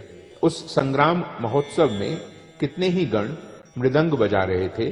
तदनंतर देवी ने त्रिशूल से, गदा से, शक्ति की वर्षा से और खड़ग आदि से सैकड़ों महादैत्यों का संहार कर डाला। कितनों को घंटे के भयंकर नाद से मूर्छित करके मार भगाया। बहुतेरे दैत्यों को पाश से बांधकर धरती पर घसीटा। कितने ही दैत्य उनकी तीखी तलवार की मार से 2-2 टुकड़े हो गए। कितने ही गदा की चोट से घायल हो धरती पर सो गए। कितने ही मूसल की मार से अत्यंत आहत होकर रक्त वमन करने लगे। कुछ दैत्य शूल से छाती फट जाने के कारण पृथ्वी पर ढेर हो गए। उस रणांगण में बाण समूहों की वृष्टि से कितने ही असुरों की कमर टूट गई। बाज की तरह झपटने वाले देव पीड़क दैत्यगण अपने प्राणों से हाथ धोने लगे। किन्हीं की बाहें छिन्न भिन्न हो गईं, कितनों की गर्दनें कट गईं, कितने ही दैत्यों के मस्तक कट कट कर गिरने लगे। कुछ लोगों के शरीर मध्य भाग में ही विदीर्ण हो गए। कितने ही महादैत्य जांघें कट जाने से पृथ्वी पर गिर पड़े। कितनों को ही देवी ने 1 बांह, 1 पैर और 1 नेत्र वाले करके 2 टुकड़ों में चीर डाला। कितने ही दैत्य मस्तक कट जाने पर भी गिरकर फिर उठ जाते और केवल धड़ के ही रूप में अच्छे अच्छे हथियार हाथ में ले देवी के साथ युद्ध करने लगते थे। दूसरे कबंध युद्ध के बाजों की लय पर नाचते थे। कितने ही बिना सिर के धड़ हाथों में खड़ग, शक्ति और रिष्टि लिए दौड़ते थे तथा दूसरे दूसरे महादैत्य ठहरो ठहरो यह कहते हुए देवी को युद्ध के लिए ललकारते थे। जहां वह घोर संग्राम हुआ था वहां की धरती देवी के गिराए हुए रथ, हाथी, घोड़े और असुरों की लाशों से ऐसे पट गई थी कि वहां चलना फिरना असंभव हो गया था। दैत्यों की सेना में हाथी, घोड़े और असुरों के शरीरों से इतनी अधिक मात्रा में रक्तपात हुआ था कि थोड़ी ही देर में वहां खून की बड़ी बड़ी नदियां बहने लगीं। जगदम्बा ने असुरों की विशाल सेना को क्षण भर में नष्ट कर दिया। ठीक उसी तरह जैसे तृण और काठ के भारी ढेर को आग कुछ ही क्षणों में भस्म कर देती है, और वह सिंह भी गर्दन के बालों को हिला हिलाकर जोर जोर से गर्जना करता हुआ दैत्यों के शरीरों से मानो उनके प्राण चुने लेता था। वहां देवी के गणों ने भी उन महादैत्यों के साथ ऐसा युद्ध किया जिससे आकाश में खड़े हुए देवतागण उन पर बहुत संतुष्ट हुए और फूल बरसाने लगे। इस प्रकार श्री मार्कंडेय पुराण में सावर्णिक मनवंतर की कथा के अंतर्गत देवी महात्म्य में महिषासुर की सेना का वध नामक दूसरा अध्याय पूरा हुआ। ओम।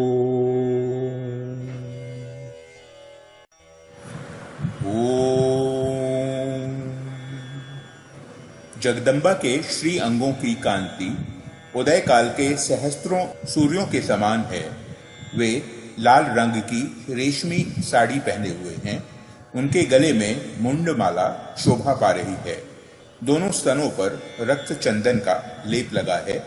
वे अपने कर कमलों में जप मालिका, विद्या और अभय तथा वर नामक मुद्राएं धारण किए हुए हैं। 3 नेत्रों से सुशोभित मुखार बिंद की बड़ी शोभा हो रही है। उनके मस्तक पर चंद्रमा के साथ ही रत्नमय मुकुट बंधा है तथा वे कमल के आसन पर विराजमान हैं। ऐसी देवी को मैं भक्ति पूर्वक प्रणाम करता हूँ। ऋषि कहते हैं, दैत्यों की सेना को इस प्रकार तहस नहस होते देख महादैत्य सेनापति चिक्षुर क्रोध में भरकर अंबिका देवी से युद्ध करने के लिए आगे बढ़ा। वह असुर रणभूमि में देवी के ऊपर इस प्रकार बाणों की वर्षा करने लगा जैसे बादल मेरुगिरी के शिखर पर पानी की धार बरसा रहा हो। तब देवी ने अपने बाणों से उसके बाण समूह को अनायास ही काटकर उसके घोड़ों और सारथी को भी मार डाला। साथ ही उसके धनुष तथा अत्यंत ऊंची ध्वजा को भी तत्काल काट गिराया। धनुष कट जाने पर उसके अंगों को अपने बाणों से बींध डाला। धनुष, रथ, घोड़े और सारथी के नष्ट हो जाने पर वह असुर ढाल और तलवार लेकर देवी की ओर दौड़ा। उसने तीखी धार वाली तलवार से सिंह के मस्तक पर चोट करके देवी की भी बाईं भुजा में बड़े वेग से प्रहार किया। राजन, देवी की बाह पर पहुंचते ही वह तलवार टूट गई। फिर तो क्रोध से लाल आंखें करके उस राक्षस ने शूल हाथ में लिया और उसे उस महादैत्य ने भगवती भद्रकाली के ऊपर चलाया। वह शूल आकाश से गिरते हुए सूर्य मंडल की भांति अपने तेज से प्रज्वलित हो उठा। उस शूल को अपनी ओर आते देख देवी ने भी शूल का प्रहार किया। उससे राक्षस के शूल के सैकड़ों टुकड़े हो गए। साथ ही महादैत्य चिक्षुर की भी धज्जियां उड़ गई। वह प्राणों से हाथ धो बैठा।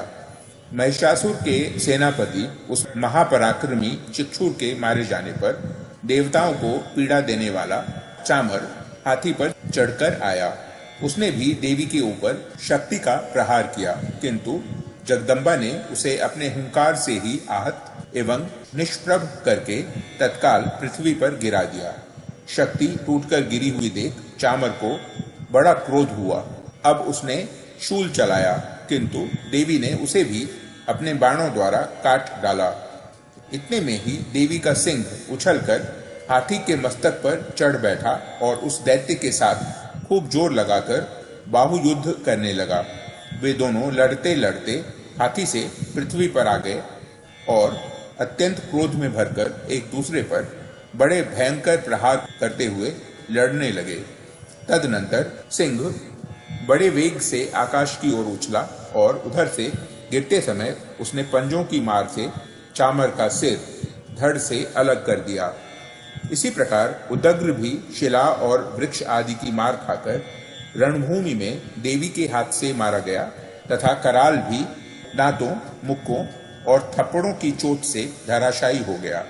क्रोध में भरी हुई देवी ने गदा की चोट से उद्धत का कचूमर निकाल डाला। भिंदीपाल से वाष्कल को तथा बाणों से ताम्र और अंधक को मौत के घाट उतार दिया। 3 नेत्रों वाली परमेश्वरी ने त्रिशूल से उग्रास्य, उग्रवीर्य तथा महाहनु नामक दैत्यों को मार डाला।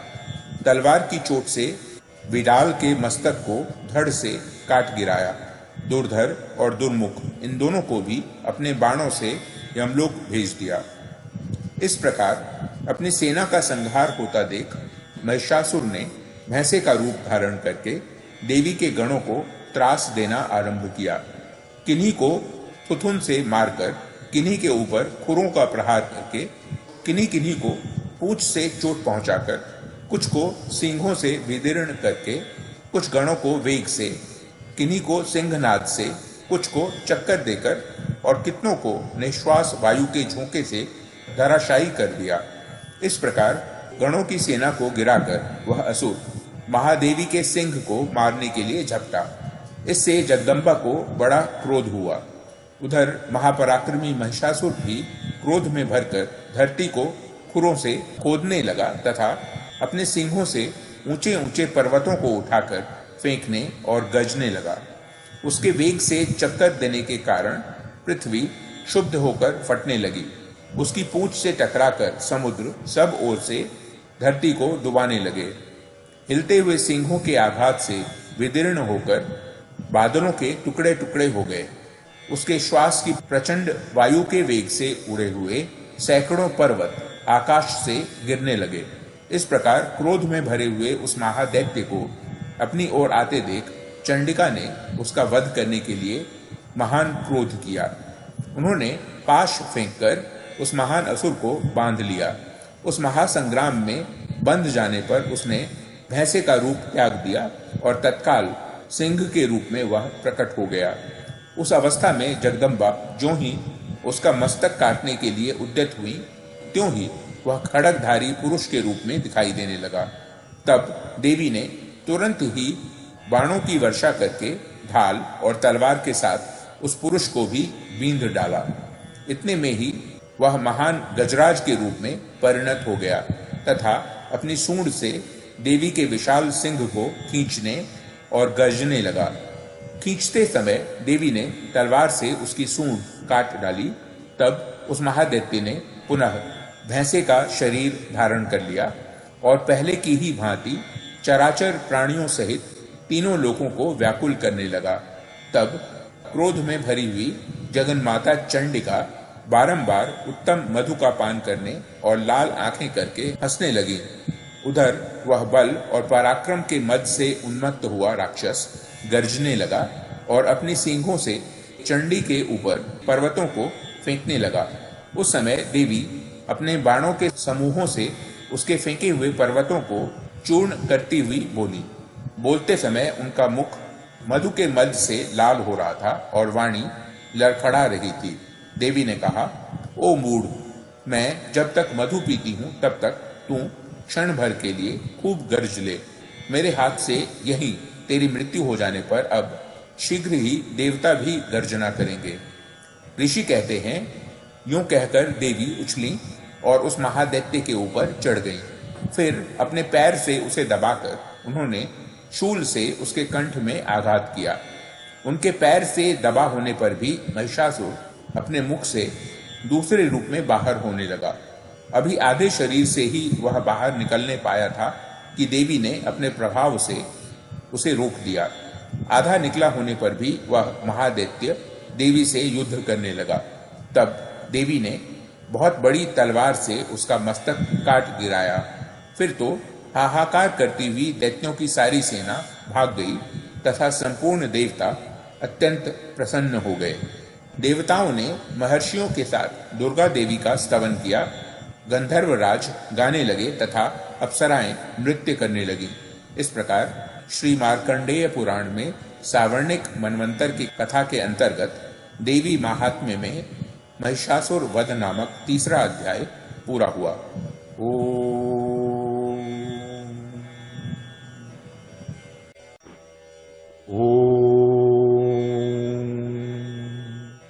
सिद्धि की इच्छा रखने वाले पुरुष जिनकी सेवा करते हैं तथा देवता जिन्हें सब ओर से घेरे रहते हैं, उन जया नाम वाली दुर्गा देवी का ध्यान करें। उनके श्री अंगों की आभा काले मेघ के समान श्याम है। वे अपने कटाक्षों से शत्रु समूह को भय प्रदान करती हैं। उनके मस्तक पर आबद्ध चंद्रमा की रेखा शोभा पाती है। वे अपने हाथों में शंख, चक्र, कृपाण और त्रिशूल धारण करती हैं। उनके 3 नेत्र हैं। वे सिंह के कंधे पर चढ़ी हुई हैं और अपने तेज से तीनों लोकों को परिपूर्ण कर रही हैं। ऋषि कहते हैं, अत्यंत पराक्रमी दुरात्मा महिषासुर तथा उसकी दैत्य सेना के देवी के हाथ से मारे जाने पर इंद्र आदि देवता प्रणाम के लिए गर्दन तथा कंधे झुकाकर उन भगवती दुर्गा का उत्तम वचनों द्वारा स्तवन करने लगे। उस समय उनके सुंदर अंगों में अत्यंत हर्ष के कारण रोमांच हो आया था। देवता बोले, संपूर्ण देवताओं की शक्ति का समुदाय ही जिनका स्वरूप है तथा जिन देवी ने अपनी शक्ति से संपूर्ण जगत को व्याप्त कर रखा है, समस्त देवताओं और महर्षियों की पूजनीया उन जगदम्बा को हम भक्तिपूर्वक नमस्कार करते हैं। वे हम लोगों का कल्याण करें। जिनके अनुपम प्रभाव और बल का वर्णन करने में भगवान शेषनाग, ब्रह्मा जी तथा महादेव जी भी समर्थ नहीं हैं, वे भगवती चंडिका संपूर्ण जगत का पालन एवं अशुभ भय का नाश करने का विचार करें। जो पुण्यात्माओं के घरों में स्वयं ही लक्ष्मी रूप से, पापियों के यहाँ दरिद्रता रूप से, शुद्ध अंतःकरण वाले पुरुषों के हृदय में बुद्धि रूप से, सत्पुरुषों में श्रद्धा रूप से तथा कुलीन मनुष्यों में लज्जा रूप से निवास करती हैं, उन आप भगवती दुर्गा को हम नमस्कार करते हैं। देवी, आप संपूर्ण विश्व का पालन कीजिए। देवी, आपके इस अचिंत्य रूप का, असुरों का नाश करने वाली भारी पराक्रम का तथा समस्त देवताओं और दैत्यों के समक्ष युद्ध में प्रकट किए हुए आपके अद्भुत चरित्रों का हम किस प्रकार वर्णन करें। आप संपूर्ण जगत की उत्पत्ति में कारण हैं। आप में सत्वगुण, रजोगुण और तमोगुण, ये तीनों गुण मौजूद हैं, तो भी दोषों के साथ आपका संसर्ग नहीं जान पड़ता। भगवान विष्णु और महादेव जी आदि देवता भी आपका पार नहीं पाते हैं। आप ही सबका आश्रय हैं। यह समस्त जगत आपका अंशभूत है, क्योंकि आप सबकी आदिभूत अव्याकृता परा प्रकृति हैं। देवी, संपूर्ण यज्ञों में जिसके उच्चारण से सब देवता तृप्ति लाभ करते हैं, वह स्वाहा आप ही हैं। इसके अतिरिक्त आप पितरों की भी तृप्ति का कारण हैं। अतएव सब लोग आपको स्वधा भी कहते हैं। देवी, जो मोक्ष की प्राप्ति का साधन है, अचिंत्य महाव्रत स्वरूपा है, समस्त दोषों से रहित, जितेंद्रिय, तत्व को ही सार वस्तु मानने वाले तथा मोक्ष की अभिलाषा रखने वाले मुनिजन जिसका अभ्यास करते हैं, वह भगवती पराविद्या आप ही हैं। आप शब्द स्वरूपा हैं।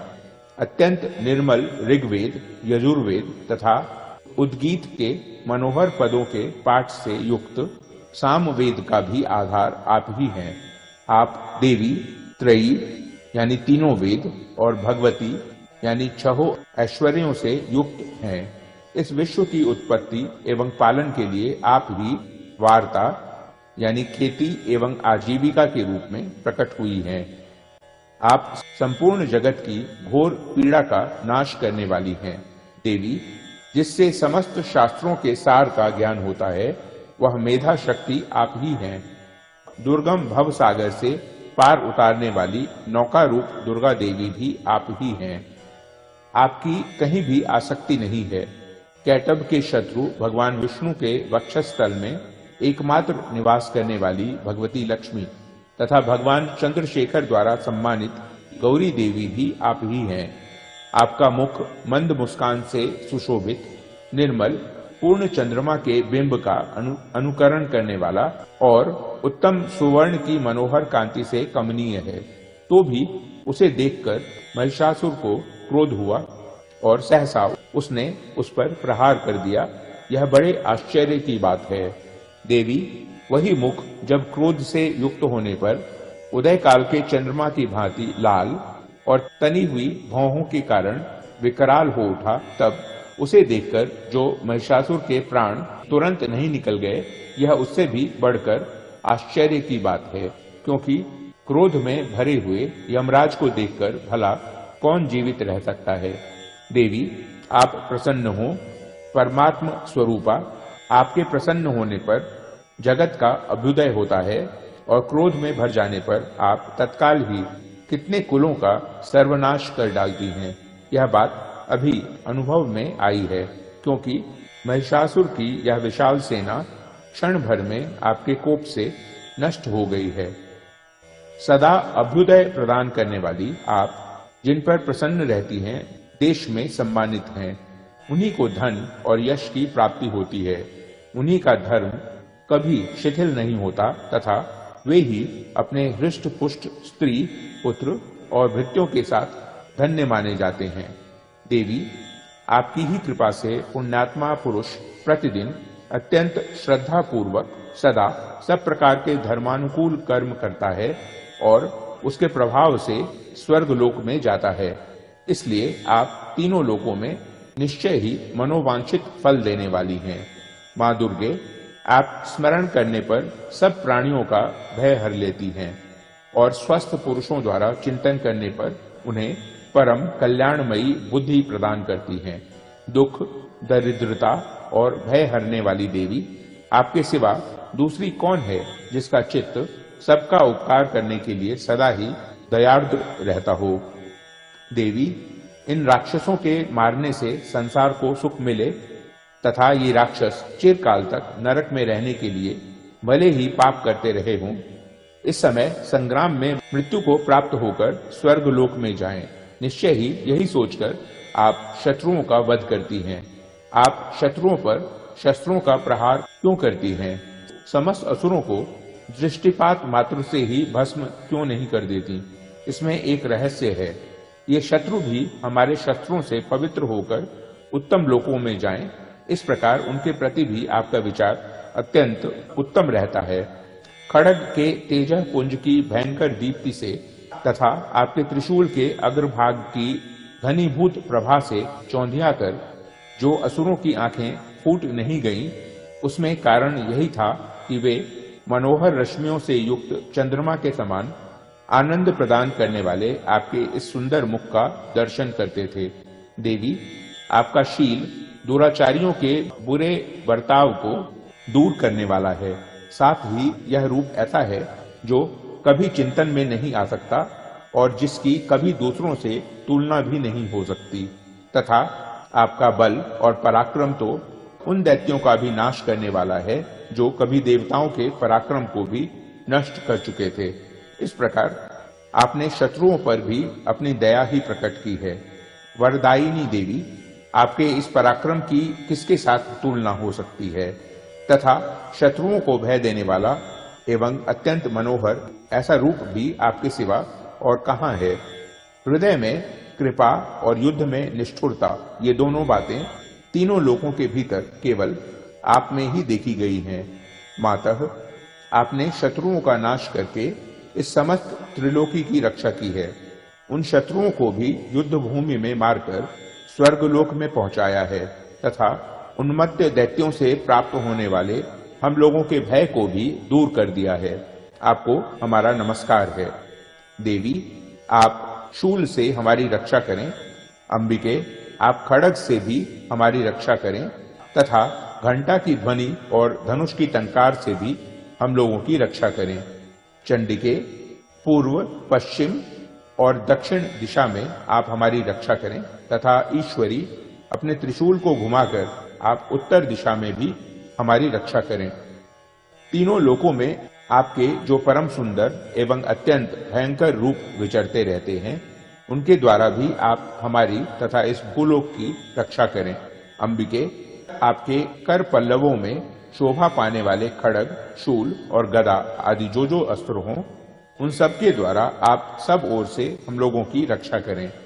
ऋषि कहते हैं, इस प्रकार जब देवताओं ने जगन माता दुर्गा की स्तुति की और नंदन वन के दिव्य पुष्पों एवं गंध चंदन आदि के द्वारा उनका पूजन किया, फिर सबने मिलकर जब भक्तिपूर्वक दिव्य धूपों की सुगंध निवेदन की, तब देवी ने प्रसन्न वदन होकर प्रणाम करते हुए सब देवताओं से कहा। देवी बोली, देवताओं, तुम सब लोग मुझसे जिस वस्तु की अभिलाषा रखते हो उसे मांगो। देवता बोले, भगवती ने हमारी सब इच्छा पूर्ण कर दी, अब कुछ भी बाकी नहीं है, क्योंकि हमारा यह शत्रु महिषासुर मारा गया। महेश्वरी, इतने पर भी यदि आप हमें और वर देना चाहती हैं, तो हम जब जब आपका स्मरण करें तब तब आप दर्शन देकर हम लोगों के महान संकट दूर कर दिया करें, तथा प्रसन्न मुखी अंबिके, जो मनुष्य इन स्तोत्रों द्वारा आपकी स्तुति करे, उसे वित्त, समृद्धि और वैभव देने के साथ ही उसकी धन और स्त्री आदि संपत्ति को भी बढ़ाने के लिए आप सदा हम पर प्रसन्न रहें। ऋषि कहते हैं, राजन, देवताओं ने जब अपने तथा जगत के कल्याण के लिए भद्रकाली देवी को इस प्रकार प्रसन्न किया, तब वे तथास्तु कहकर वहीं अंतर्धान हो गई। भूपाल, इस प्रकार पूर्व काल में तीनों लोगों का हित चाहने वाली देवी जिस प्रकार देवताओं के शरीरों से प्रकट हुई थी, वह सब कथा मैंने कह सुनाई। अब पुनः देवताओं का उपकार करने वाली वे देवी दुष्ट दैत्यों तथा शुंभ निशुंभ का वध करने एवं सब लोगों की रक्षा करने के लिए गौरी देवी के शरीर से जिस प्रकार प्रकट हुई थी, वह सब प्रसंग मेरे मुंह से सुनो। मैं उसका तुमसे यथावत वर्णन करता हूँ। इस प्रकार श्री मार्कंडेय पुराण में सावर्णिक मनवंतर की कथा के अंतर्गत देवी महात्म्य में शक्रादि स्तुति नामक चौथा अध्याय पूरा हुआ।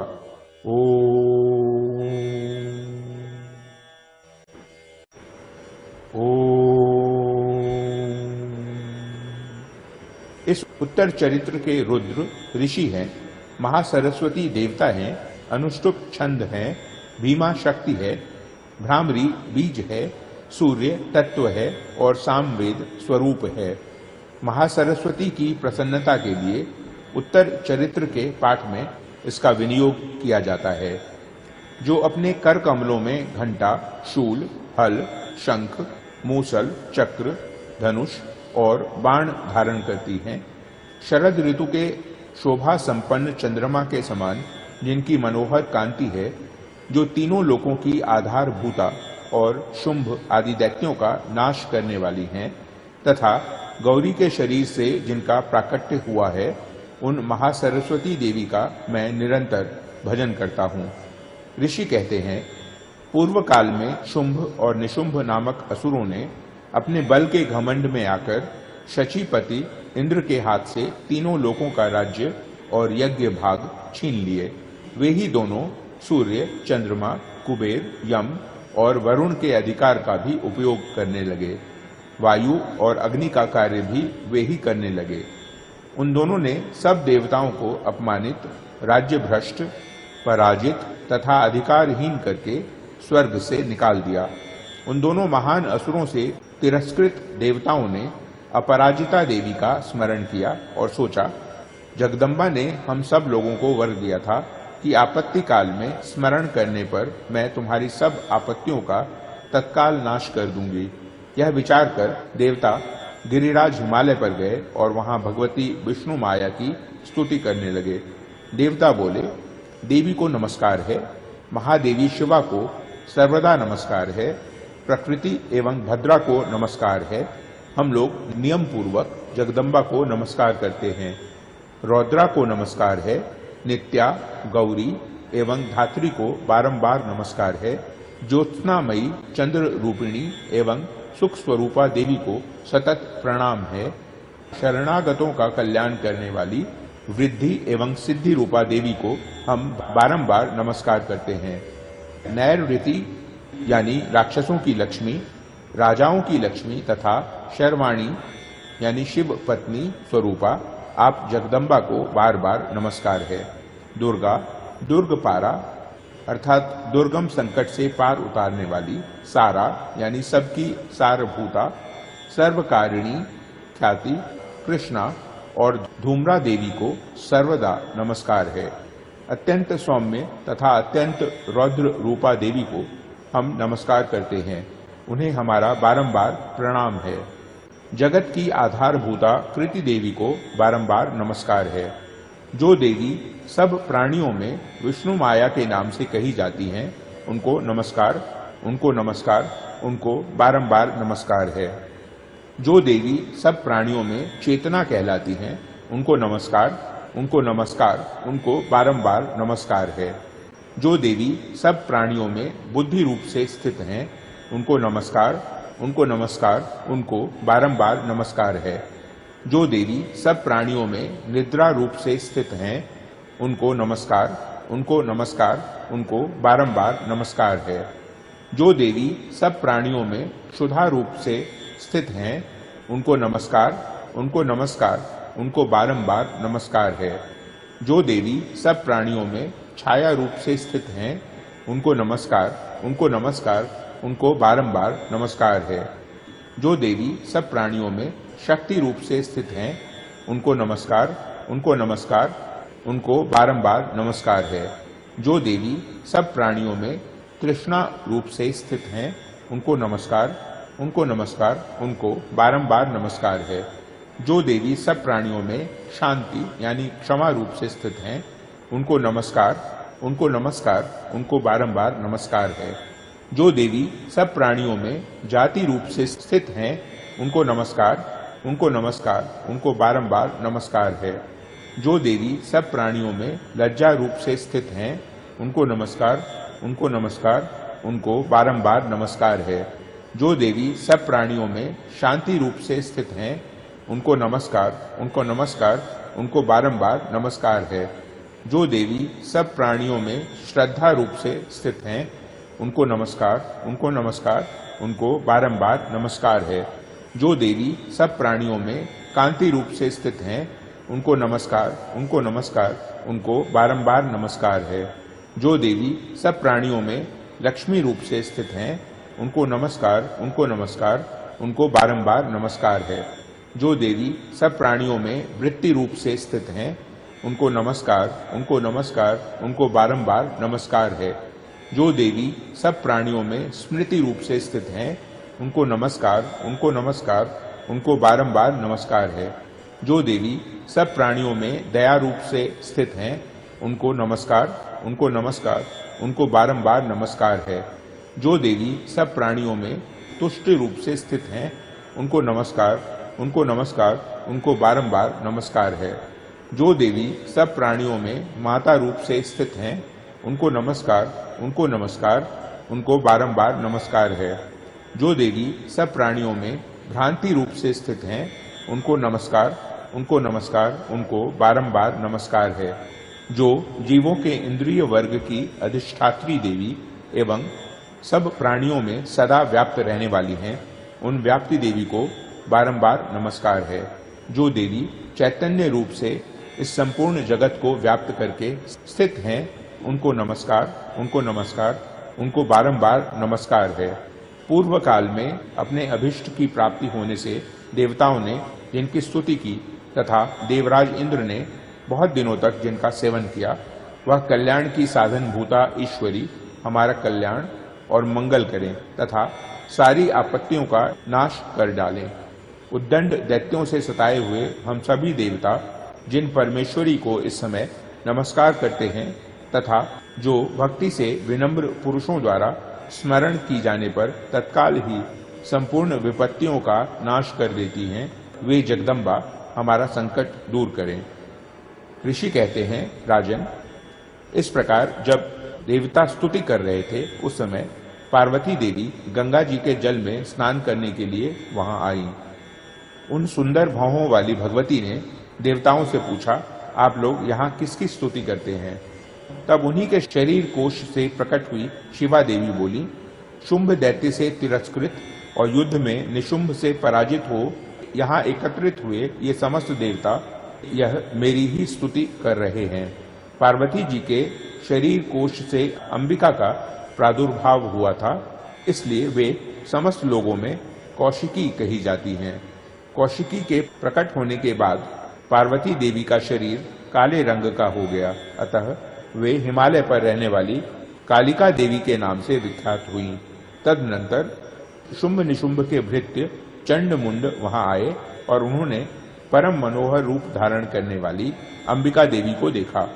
फिर वे शुंभ के पास जाकर बोले, महाराज, यह अत्यंत मनोहर स्त्री है जो अपने दिव्य कांति से हिमालय को प्रकाशित कर रही है।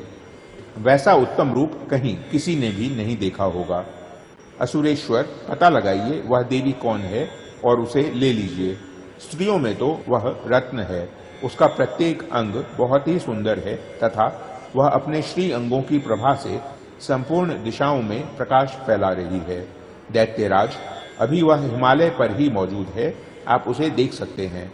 प्रभो, तीनों लोकों में मणि, हाथी और घोड़े आदि जितने भी रत्न हैं वे सब इस समय आपके घर में शोभा पाते हैं। हाथियों में रत्नभूत ऐरावत, यह पारिजात का वृक्ष और यह उच्चैः श्रवा घोड़ा, यह सब आपने इंद्र से ले लिया है। हंसों से जुटा हुआ यह विमान भी आपके आंगन में शोभा पाता है। यह रत्नभूत अद्भुत विमान जो पहले ब्रह्मा जी के पास था वह आपके यहाँ लाया गया है। यह महापद्म नामक निधि आप कुबेर से छीन लाए थे।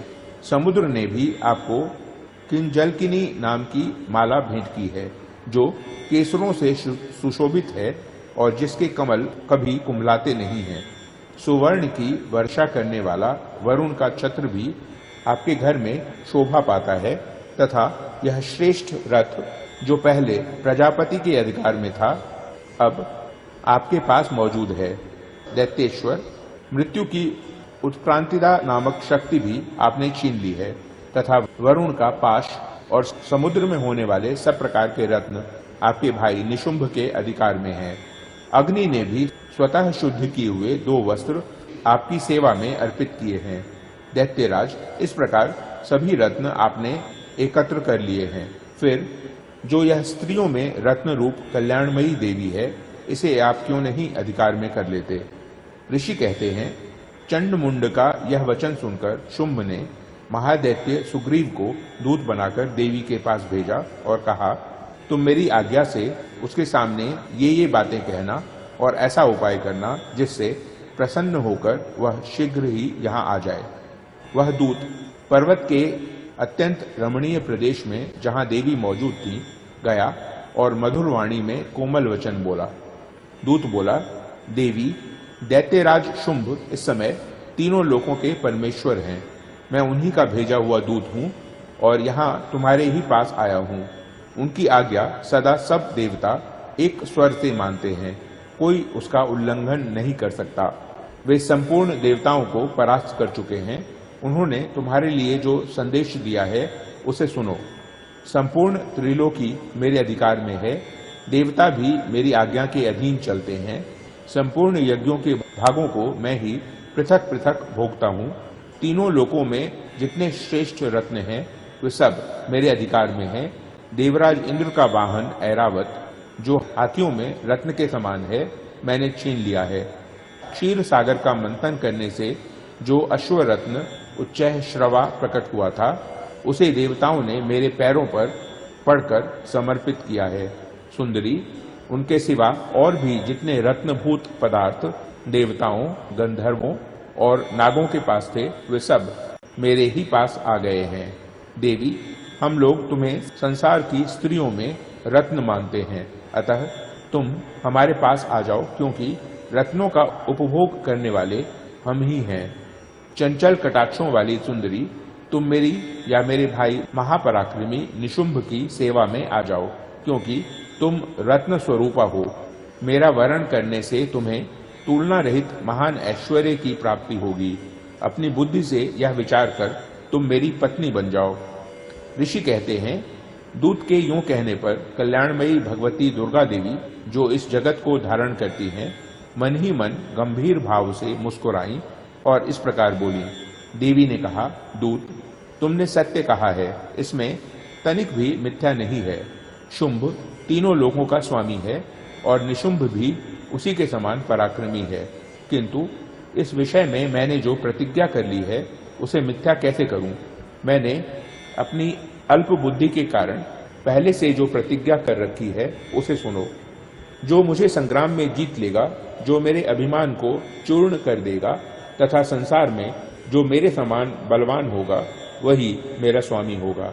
इसलिए शुंभ अथवा महादैत्य निशुंभ स्वयं ही यहाँ पधारें और मुझे जीतकर शीघ्र ही मेरा पाणी ग्रहण कर ले। इसमें विलंब की क्या आवश्यकता है? दूत बोला, देवी तुम घमंड में भरी हो, मेरे सामने ऐसी बातें ना करो। तीनों लोकों में कौन ऐसा पुरुष है जो शुंभ निशुंभ के सामने खड़ा हो सके? देवी अन्य दैत्यों के सामने भी सारे देवता युद्ध में नहीं ठहर सकते, फिर तुम अकेली स्त्री होकर कैसे ठहर सकती हो? जिन शुंभ आदि दैत्यों के सामने इंद्र आदि सब देवता भी युद्ध में खड़े नहीं हुए, उनके सामने तुम स्त्री होकर कैसे जाओगी? इसलिए तुम मेरे ही कहने से शुंभ निशुंभ के पास चली चलो। ऐसा करने से तुम्हारे गौरव की रक्षा होगी, अन्यथा जब वे केश पकड़कर घसीटेंगे तब तुम्हें अपनी प्रतिष्ठा खोकर जाना पड़ेगा। देवी ने कहा, तुम्हारा कहना ठीक है, शुंभ बलवान है और निशुंभ भी बड़े पराक्रमी हैं, किंतु क्या करूं? मैंने पहले बिना सोचे समझे प्रतिज्ञा कर ली है, अतः अब तुम जाओ। मैंने तुमसे जो कुछ कहा है वह सब दैत्यराज से आदरपूर्वक कहना, फिर वे जो उचित जान पड़े करें। इस प्रकार श्री मार्कंडेय पुराण में सावर्णिक मनवंतर की कथा के अंतर्गत देवी महात्म्य में देवी दूत संवाद नामक 5वां अध्याय पूरा हुआ।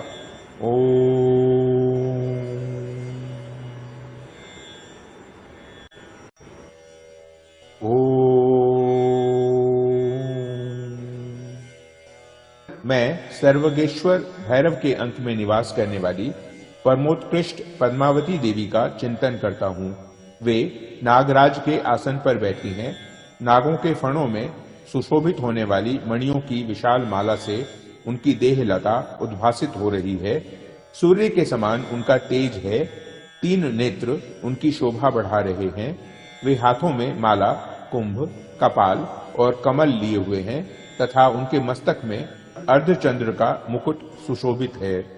ऋषि कहते हैं, देवी का यह कथन सुनकर दूत को बड़ा अमर्ष हुआ और उसने दैत्यराज के पास जाकर सब समाचार विस्तार पूर्वक कह सुनाया।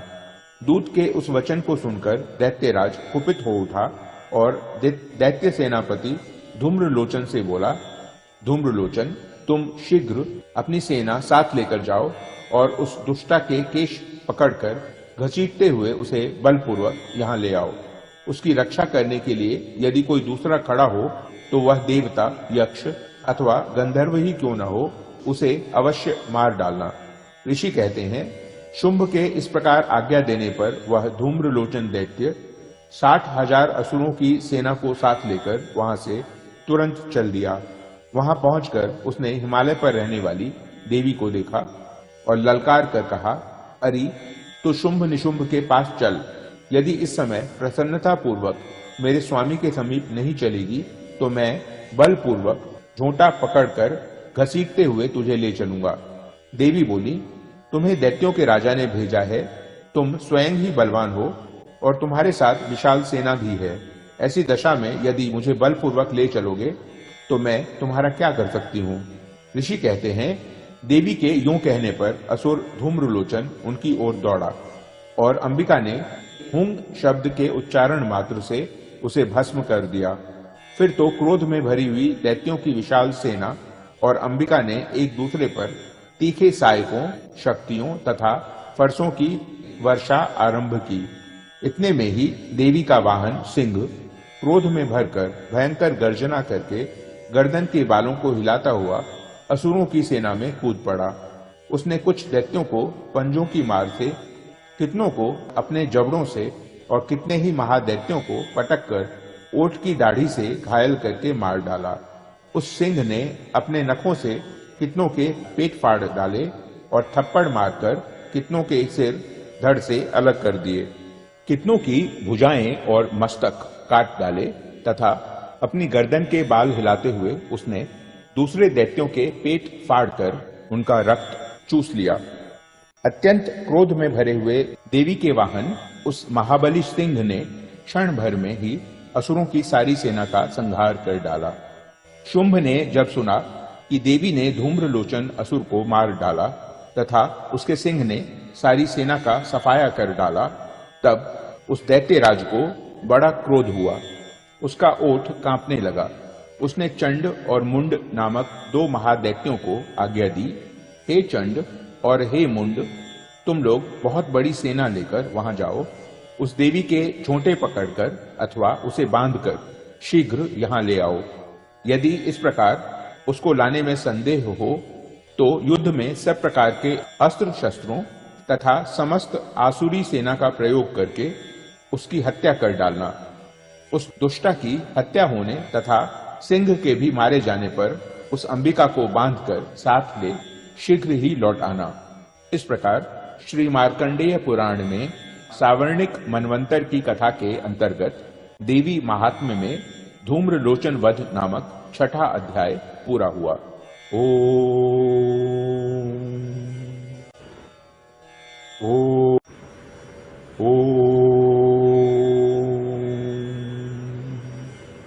मैं मातंगी देवी का ध्यान करता हूँ। वे रत्नमय सिंहासन पर बैठकर पढ़ते हुए तोते का मधुर शब्द सुन रही हैं। उनके शरीर का वर्ण श्याम है। वे अपना एक पैर कमल पर रखे हुए हैं और मस्तक पर अर्ध चंद्र धारण करती हैं तथा कहलार पुष्पों की माला धारण किए वीणा बजाती हैं। उनके अंग में कसी हुई चोली शोभा पा रही है। वे लाल रंग की साड़ी पहने हाथ में शंखमय पात्र लिए हुए हैं। उनके वदन पर मधु का हल्का हल्का प्रभाव जान पड़ता है और ललाट में बेंदी शोभा दे रही है। ऋषि कहते हैं, तदनंतर शुंभ की आज्ञा पाकर वे चंड मुंड आदि दैत्य चतुरंगिणी सेना के साथ अस्त्र शस्त्रों से सुसज्जित हो चल दिए। फिर गिरिराज हिमालय के सुवर्ण में ऊंचे शिखर पर पहुंचकर उन्होंने सिंह पर बैठी देवी को देखा। वे मंद मंद मुस्कुरा रही थीं। उन्हें देखकर दैत्य लोग तत्परता से पकड़ने का उद्योग करने लगे। किसी ने धनुष तान लिया, किसी ने तलवार संभाली और कुछ लोग देवी के पास आकर खड़े हो गए। तब अंबिका ने उन शत्रुओं के प्रति बड़ा क्रोध किया। उस समय क्रोध के कारण उनका मुख काला पड़ गया, ललाट में भौहें टेढ़ी हो गईं और वहां से तुरंत विकराल मुखी काली प्रकट हुई जो तलवार और पाश लिए हुए थी। वे विचित्र खटवांग धारण किए और चीते के चर्म की साड़ी पहने नर मुंडों की माला से विभूषित थी। उनके शरीर का मांस सूख गया था, केवल हड्डियों का ढांचा था जिससे वे अत्यंत भयंकर जान पड़ती थीं। उनका मुख बहुत विशाल था। जीभ लपलपाने के कारण वे और भी डरावनी प्रतीत होती थीं। उनकी आंखें भीतर को धसी हुई और कुछ लाल थीं। वे अपने भयंकर गर्जना से संपूर्ण दिशाओं को गुंजा रही थीं। बड़े बड़े दैत्यों का वध करती हुई वे कालिका देवी बड़े वेग से दैत्यों की उस सेना पर टूट पड़ी और उन सब को भक्षण करने लगी। वे पार्श्व रक्षकों, अंकुशधारी महावतों, योद्धाओं और घंटा सहित कितने ही हाथियों को एक ही हाथ से पकड़कर मुंह में डाल लेती थीं। इसी प्रकार घोड़े, रथ और सारथी के साथ रथी सैनिकों को मुंह में डालकर वे उन्हें बड़े भयानक रूप से चबा डालती थीं।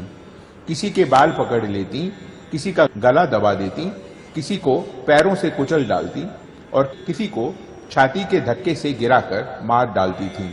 वे असुरों के छोड़े हुए बड़े बड़े अस्त्र शस्त्र मुंह से पकड़ लेती और रोष में भरकर उनको दांतों से पीस डालती थी। काली ने बलवान एवं दुरात्मा दैत्यों की वह सारी सेना रौंद डाली, खा डाली और कितनों को मार भगाया। कोई तलवार के घाट उतारे गए, कोई खटवांग से पीटे गए और कितने ही असुर दांतों के अग्रभाग से कुचले जाकर मृत्यु को प्राप्त हुए। इस प्रकार देवी ने असुरों की उस सारी सेना को क्षण भर में मार गिराया। यह देख चंड उन अत्यंत भयानक काली देवी की ओर दौड़ा तथा महादैत्य मुंड ने भी अत्यंत भयंकर बाणों की वर्षा से हजारों बार चलाए हुए चक्रों से उन भयानक नेत्रों वाली देवी को आच्छादित कर दिया। वे अनेकों चक्र देवी के मुख में समाते हुए ऐसे जान पड़े मानो सूर्य के बहुतेरे मंडल बादलों के उदर में प्रवेश कर रहे हों। तब भयंकर गर्जना करने वाली काली ने अत्यंत रोष में भरकर विकट अट्टहास किया। उस समय उनके विकराल वदन के भीतर कठिनता से देखे जा सकने वाले दांतों की प्रभा से वे अत्यंत उज्जवल दिखाई देती थीं। देवी ने बहुत बड़ी तलवार हाथ में ले हंग का उच्चारण करके चंड पर धावा किया और उसके केश पकड़कर उसी तलवार से उसका मस्तक काट डाला। चंड को मारा गया देखकर मुंड भी देवी की ओर दौड़ा। तब देवी ने रोष में भरकर उसे भी तलवार से घायल करके धरती पर सुला दिया। महापराक्रमी चंड और मुंड को मारा गया देख मरने से बची हुई बाकी सेना भय से व्याकुल हो चारों ओर भाग गई। तदनंतर काली ने चंड और मुंड का मस्तक हाथ में ले चंडिका के पास जाकर प्रचंड अट्टहास करते हुए कहा, देवी, मैंने चंड और मुंड नामक इन दो महापशुओं को तुम्हें भेंट किया है। अब युद्ध यज्ञ में तुम शुंभ और निशुंभ का स्वयं ही वध करना।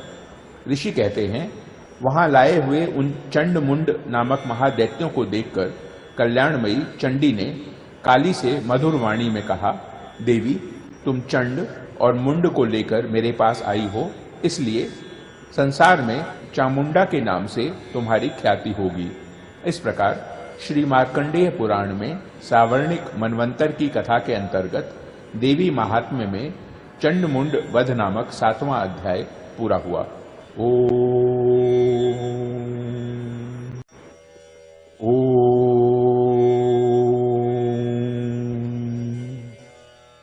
मैं अणिमा आदि सिद्धिमयी किरणों से आवृत भवानी का ध्यान करता हूँ। उनके शरीर का रंग लाल है, नेत्रों में करुणा लहरा रही है तथा हाथों में पाश, अंकुश, बाण और धनुष शोभा पाते हैं। ऋषि कहते हैं, चंड और मुंड नामक दैत्यों के मारे जाने तथा बहुत सी सेना का संहार हो जाने पर दैत्यों के राजा प्रतापी शुंभ के मन में बड़ा क्रोध हुआ और उसने दैत्यों की संपूर्ण सेना को युद्ध के लिए कूच करने की आज्ञा दी। वह बोला, आज उदायुध नाम के 86 दैत्य सेनापति अपनी सेनाओं के साथ युद्ध के लिए प्रस्थान करें। कंबु नाम वाले दैत्यों के 84 सेना नायक अपनी वाहिनी से घिरे हुए यात्रा करें। 50 कोटिवीर्य कुल के और 100 धौम्र कुल के असुर सेनापति मेरी आज्ञा से सेना सहित कूच करें। कालक, दौर्भृद, मौर्य और कालकेय असुर भी युद्ध के लिए तैयार हो मेरी आज्ञा से तुरंत प्रस्थान करें। भयानक शासन करने वाला असुरराज शुंभ इस प्रकार आज्ञा दे सहस्त्रों बड़ी बड़ी सेनाओं के साथ युद्ध के लिए प्रस्थित हुआ। उसकी अत्यंत भयंकर सेना आती देख चंडिका ने अपने धनुष की टंकार से पृथ्वी और आकाश के बीच का भाग गुंजा दिया। राजन, तदनंतर देवी के सिंह ने बड़े जोर जोर से दहाड़ना आरंभ किया। फिर अंबिका ने घंटे के शब्द से उस ध्वनि को और भी बढ़ा दिया। धनुष की टंकार, सिंह की दहाड़ और घंटे के ध्वनि से संपूर्ण दिशाएं गूंज उठी। उस भयंकर शब्द से काली ने अपने विकराल मुख को और भी बढ़ा लिया तथा इस प्रकार वे विजयिनी हुई। उस तुमुल नाद को सुनकर दैत्यों की सेनाओं ने चारों ओर से आकर चंडिका देवी, सिंह तथा काली देवी को क्रोधपूर्वक घेर लिया। राजन, इसी बीच में असुरों के विनाश तथा देवताओं के अभ्युदय के लिए ब्रह्मा, शिव, कार्तिकेय, विष्णु तथा इंद्र आदि देवी की शक्तियां, जो अत्यंत पराक्रम और बल से संपन्न थीं, उनके शरीरों से निकलकर उन्हीं के रूप में चंडिका देवी के पास गईं। जिस देवता का जैसा रूप, जैसी वेशभूषा और जैसा वाहन है, ठीक वैसे ही साधनों से संपन्न हो उसकी शक्ति असुरों से युद्ध करने के लिए आई। सबसे पहले हंसयुक्त विमान पर बैठी हुई अक्षसूत्र और कमंडलू से सुशोभित ब्रह्मा जी की शक्ति उपस्थित हुई, जिसे ब्रह्माणी कहते हैं। महादेव जी की शक्ति वृषभ पर आरूढ़ हो, हाथों में श्रेष्ठ त्रिशूल धारण किए, महानाग का कंकण पहने, मस्तक में चंद्र रेखा से विभूषित हो वहां आ पहुंची। कार्तिकेय जी की शक्ति रूपा जगदम्बिका उन्हीं का रूप धारण किए श्रेष्ठ मयूर पर आरूढ़ हो, हाथ में शक्ति लिए दैत्यों से युद्ध करने के लिए आई। इसी प्रकार भगवान विष्णु की शक्ति गरुड़ पर विराजमान हो शंख, चक्र, गदा, शार्ंग धनुष और खड़ग हाथ में लिए वहां आई।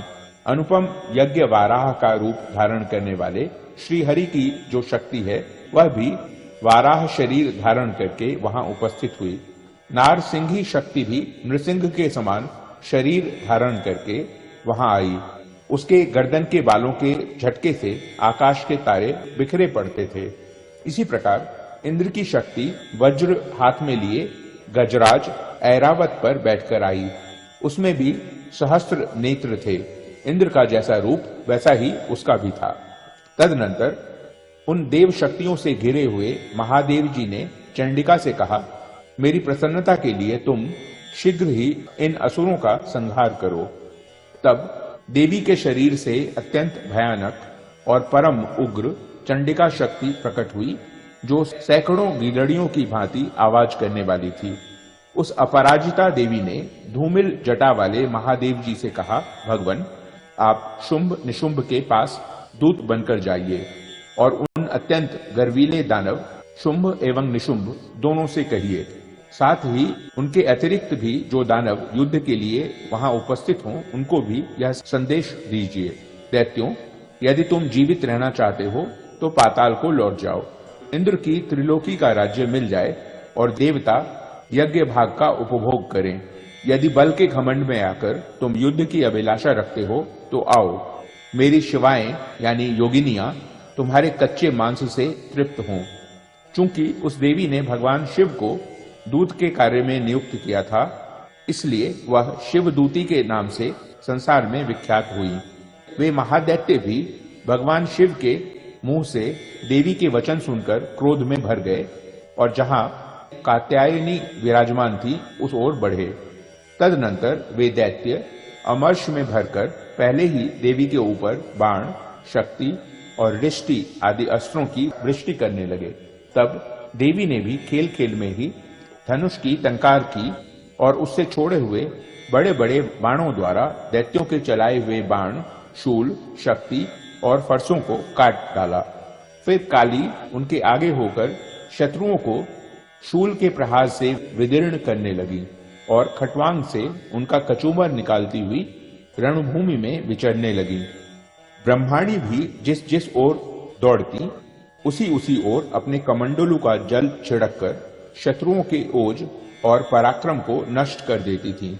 माहेश्वरी ने त्रिशूल से तथा वैष्णवी ने चक्र से अत्यंत क्रोध में भरी हुई कुमार कार्तिकेय की शक्ति से दैत्यों का संहार आरंभ किया। इंद्र शक्ति के वज्र प्रहार से विदीर्ण हो सैकड़ों दैत्य दानव रक्त की धारा बहाते हुए पृथ्वी पर सो गए। वाराही शक्ति ने कितनों को अपने थुथुन की मार से नष्ट किया, दाढ़ों के अग्रभाग से कितनों की छाती छेद डाली तथा कितने ही दैत्य उसके चक्र की चोट से विदीर्ण होकर गिर पड़े। नारसिंही भी दूसरे दूसरे महादैत्यों को अपने नखों से विदीर्ण करके खाती और सिंहनाद से दिशाओं एवं आकाश को गुंजाती हुई युद्ध क्षेत्र में विचरने लगी। कितने ही असुर शिवदूती के प्रचंड अट्टहास से अत्यंत भयभीत हो पृथ्वी पर गिर पड़े और गिरने पर उन्हें शिवदूती ने उस समय अपना ग्रास बना लिया। इस प्रकार क्रोध में भरे हुए मातृगणों को नाना प्रकार के उपायों से बड़े बड़े असुरों का मर्दन करते देख दैत्य सैनिक भाग खड़े हुए। मातृगणों से पीड़ित दैत्यों को युद्ध से भागते देख रक्तबीज नामक महादैत्य क्रोध में भरकर युद्ध करने के लिए आया। उसके शरीर से जब रक्त की बूंद पृथ्वी पर गिरती तब उसी के समान शक्तिशाली एक दूसरा महादैत्य पृथ्वी पर पैदा हो जाता था। महासुर रक्तबीज हाथ में गदा लेकर इंद्र शक्ति के साथ युद्ध करने लगा। तब ऐन्द्री ने अपने वज्र से रक्तबीज को मारा। वज्र से घायल होने पर उसके शरीर से बहुत सा रक्त चूने लगा और उससे उसी के समान रूप तथा पराक्रम वाले योद्धा उत्पन्न होने लगे। उसके शरीर से रक्त की जितनी बूंदें गिरी उतने ही पुरुष उत्पन्न हो गए। वे सब रक्त बीज के समान ही वीर्यवान, बलवान तथा पराक्रमी थे। वे रक्त से उत्पन्न होने वाले पुरुष भी अत्यंत भयंकर अस्त्र शस्त्रों का प्रहार करते हुए वहां मातृगणों के साथ घोर युद्ध करने लगे। पुनः वज्र के प्रहार से जब उनका मस्तक घायल हुआ तब रक्त बहने लगा और उससे हजारों पुरुष उत्पन्न हो गए। वैष्णवी ने युद्ध में रक्त बीज पर चक्र का प्रहार किया तथा ऐन्द्री ने उस दैत्य सेनापति को गदा से चोट पहुंचाई। वैष्णवी के चक्र से घायल होने पर उसके शरीर से जो रक्त बहा और उससे जो उसी के बराबर आकार वाले सहस्त्रों महादैत्य प्रकट हुए, उनके द्वारा संपूर्ण जगत व्याप्त हो गया। कौमारी ने शक्ति से, वाराही ने खड्ग से और माहेश्वरी ने त्रिशूल से महादैत्य रक्त बीज को घायल किया। क्रोध में भरे हुए उस महादैत्य रक्त बीज ने गदा से सभी मातृ शक्तियों पर पृथक पृथक प्रहार किया। शक्ति और शूल आदि से अनेक बार घायल होने पर जो उसके शरीर से रक्त की धारा पृथ्वी पर गिरी, उससे भी निश्चय ही सैकड़ों असुर उत्पन्न हुए। इस प्रकार उस महादैत्य के रक्त से प्रकट हुए असुरों द्वारा संपूर्ण जगत व्याप्त हो गया। इससे उन देवताओं को बड़ा भय हुआ। देवताओं को उदास देख चंडिका ने काली से शीघ्रता पूर्वक कहा, चामुंडे, तुम अपना मुख और भी फैलाओ तथा मेरे शस्त्रपात से गिरने वाले रक्त बिंदुओं और उनसे उत्पन्न होने वाले महादैत्यों को तुम अपने इस उतावले मुख से खा जाओ। इस प्रकार रक्त से उत्पन्न होने वाले महादैत्यों का भक्षण करती हुई तुम रण में विचरती रहो। ऐसा करने से उस दैत्य का सारा रक्त क्षीण हो जाने पर वह स्वयं भी नष्ट हो जाएगा। उन भयंकर दैत्यों को जब तुम खा जाओगी तब दूसरे नए दैत्य उत्पन्न नहीं हो सकेंगे। काली से यूं कहकर चंडिका देवी ने शूल से रक्त बीज को मारा और काली ने अपने मुख में उसका रक्त ले लिया। तब उसने वहां चंडिका पर गदा से प्रहार किया, किंतु उस गदापात ने देवी को तनिक भी वेदना नहीं पहुंचाई। रक्त बीज के घायल शरीर से बहुत सा रक्त गिरा, किंतु ज्यों ही वह गिरा त्यों ही चामुंडा ने उसे अपने मुख में ले लिया। रक्त गिरने से काली के मुख में जो महादैत्य उत्पन्न हुए, उन्हें भी वह चट कर गई और उसने रक्त बीज का रक्त भी पी लिया। तदनंतर देवी ने रक्त बीज को, जिसका रक्त चामुंडा ने पी लिया था, वज्र, बाण, खड्ग तथा रिष्टि आदि से मार डाला। राजन, इस प्रकार शस्त्रों के समुदाय से आहत एवं रक्तहीन हुआ महादैत्य रक्त बीज पृथ्वी पर गिर पड़ा। नरेश्वर, इससे देवताओं को अनुपम हर्ष की प्राप्ति हुई और मातृगण उन असुरों के रक्तपान के मद से उद्धत सा होकर नृत्य करने लगा।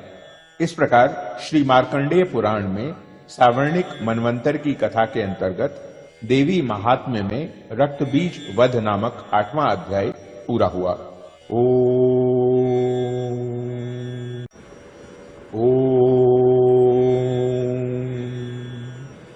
मैं अर्धनारीश्वर के श्री विग्रह की निरंतर शरण लेता हूँ।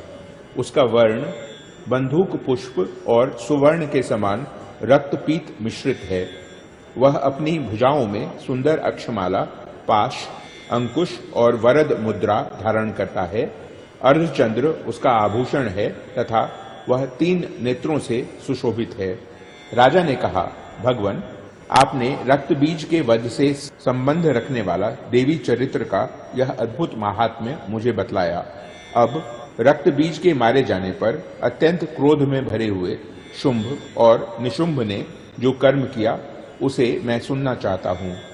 ऋषि कहते हैं, राजन, युद्ध में रक्त बीज तथा अन्य दैत्यों के मारे जाने पर शुंभ और निशुंभ के क्रोध की सीमा न रही। अपनी विशाल सेना इस प्रकार मारी जाती देख निशुंभ अमर्ष में भरकर देवी की ओर दौड़ा। उसके साथ असुरों की प्रधान सेना थी।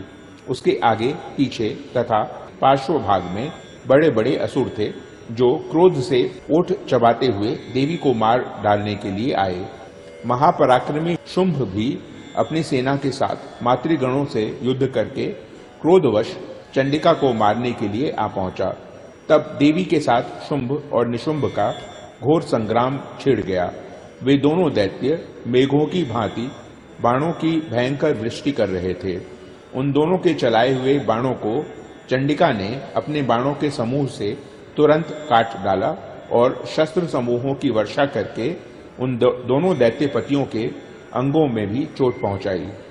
निशुंभ ने तीखी तलवार और चमकती हुई ढाल लेकर देवी के श्रेष्ठ वाहन सिंह के मस्तक पर प्रहार किया।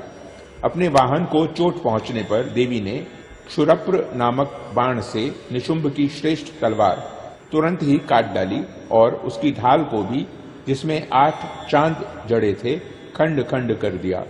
ढाल और तलवार के कट जाने पर उस असुर ने शक्ति चलाई, किंतु सामने आने पर देवी ने चक्र से उसके भी 2 टुकड़े कर दिए।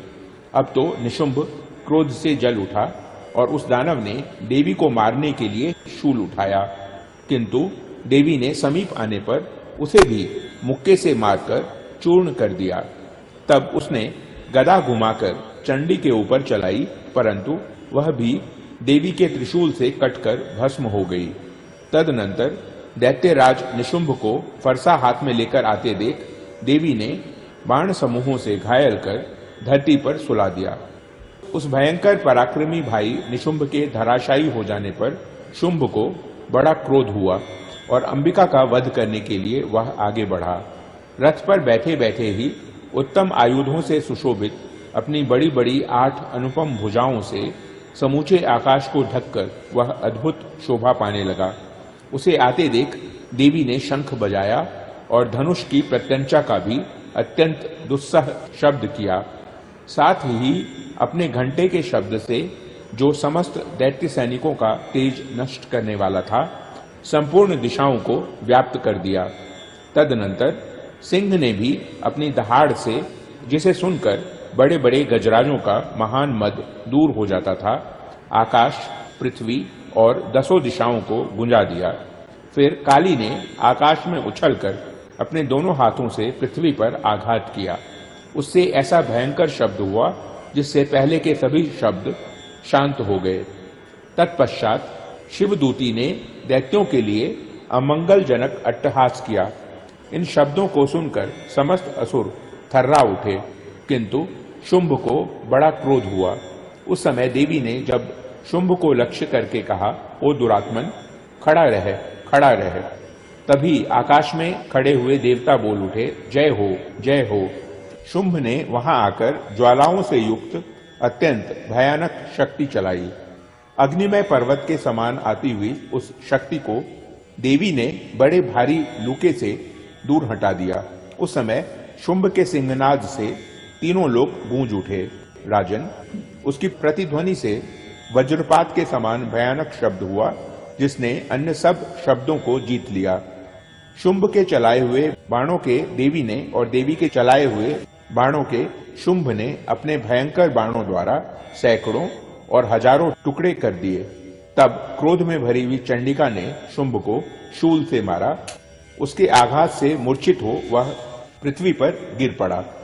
इतने में ही निशुंभ को चेतना हुई और उसने धनुष हाथ में लेकर बाणों द्वारा देवी, काली तथा सिंह को घायल कर डाला। फिर उस दैत्य राज ने 10,000 बाहें बनाकर चक्रों के प्रहार से चंडिका को आच्छादित कर दिया। तब दुर्गम पीड़ा का नाश करने वाली भगवती दुर्गा ने कुपित होकर अपने बाणों से उन चक्रों तथा बाणों को काट गिराया। यह देख निशुंभ दैत्य सेना के साथ चंडिका का वध करने के लिए हाथ में गदा ले बड़े वेग से दौड़ा। उसके आते ही चंडी ने तीखी धार वाली तलवार से उसकी गदा को शीघ्र ही काट डाला। तब उसने शूल हाथ में ले लिया। देवताओं को पीड़ा देने वाले निशुंभ को शूल हाथ में लिए आते देख चंडिका ने वेग से चलाए हुए अपने शूल से उसकी छाती छेद डाली। शूल से विदीर्ण हो जाने पर उसकी छाती से एक दूसरा महाबली एवं महापराक्रमी पुरुष खड़ी रह कहता हुआ निकला। उस निकलते हुए पुरुष की बात सुनकर देवी ठठाकर हंस पड़ी और खड्ग से उन्होंने उसका मस्तक काट डाला। फिर तो वह पृथ्वी पर गिर पड़ा। तदनंतर सिंह अपनी दाढ़ों से असुरों की गर्दन कुचलकर खाने लगा। यह बड़ा भयंकर दृश्य था। उधर काली तथा शिवदूती ने भी अन्यान्य दैत्यों का भक्षण आरंभ किया।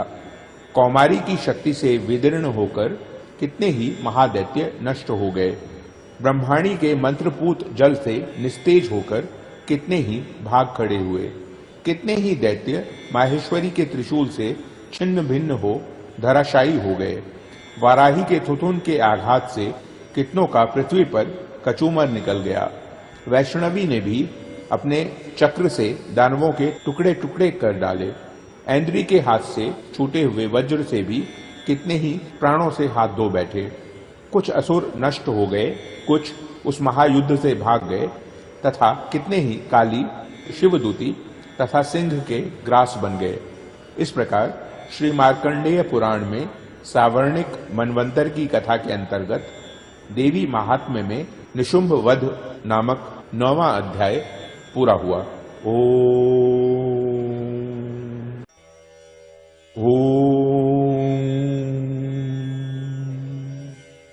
मैं मस्तक पर अर्धचंद्र धारण करने वाली शिव शक्ति स्वरूपा भगवती कामेश्वरी का हृदय में चिंतन करता हूँ। वे तपाए हुए सुवर्ण के समान सुंदर हैं। सूर्य, चंद्रमा और अग्नि ये ही 3 उनके नेत्र हैं, तथा वे अपने मनोहर हाथों में धनुष बाण, अंकुश, पाश और शूल धारण किए हुए हैं। ऋषि कहते हैं, राजन, अपने प्राणों के समान प्यारे भाई निशुंभ को मारा गया देख तथा सारी सेना का संहार होता जान शुंभ ने कुपित होकर कहा, दुष्ट दुर्गे, तू बल के अभिमान में आकर झूठ मूठ का घमंड ना दिखा। तू बड़ी मानिनी बनी हुई है, किंतु दूसरी स्त्रियों के बल का सहारा लेकर लड़ती है। देवी बोली, ओ दुष्ट, मैं अकेली ही हूँ। इस संसार में मेरे सिवा दूसरी कौन है? देख, ये मेरी ही विभूतियां हैं, अतः मुझ में ही प्रवेश कर रही हैं। तदनंतर ब्रह्माणी आदि समस्त देवियां अंबिका देवी के शरीर में लीन हो गईं। उस समय केवल अंबिका देवी ही रह गई। देवी बोली, मैं अपनी ऐश्वर्य शक्ति से अनेक रूपों में यहाँ उपस्थित हुई थी।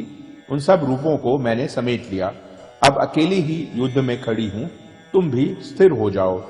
ऋषि कहते हैं, तदनंतर देवी और शुंभ दोनों में सब देवताओं तथा दानवों के देखते देखते भयंकर युद्ध छिड़ गया। बाणों की वर्षा तथा तीखे शस्त्रों एवं दारुण अस्त्रों के प्रहार के कारण उन दोनों का युद्ध सब लोगों के लिए बड़ा भयानक प्रतीत हुआ। उस समय अंबिका देवी ने जो सैकड़ों दिव्य अस्त्र छोड़े, उन्हें दैत्यराज शुंभ ने उनके निवारक अस्त्रों द्वारा काट डाला। इसी प्रकार शुंभ ने भी जो दिव्य अस्त्र चलाए, उन्हें परमेश्वरी ने भयंकर हुंकार शब्द के उच्चारण आदि द्वारा खिलवाड़ में ही नष्ट कर डाला। तब उस असुर ने सैकड़ों बाणों से देवी को आच्छादित कर दिया।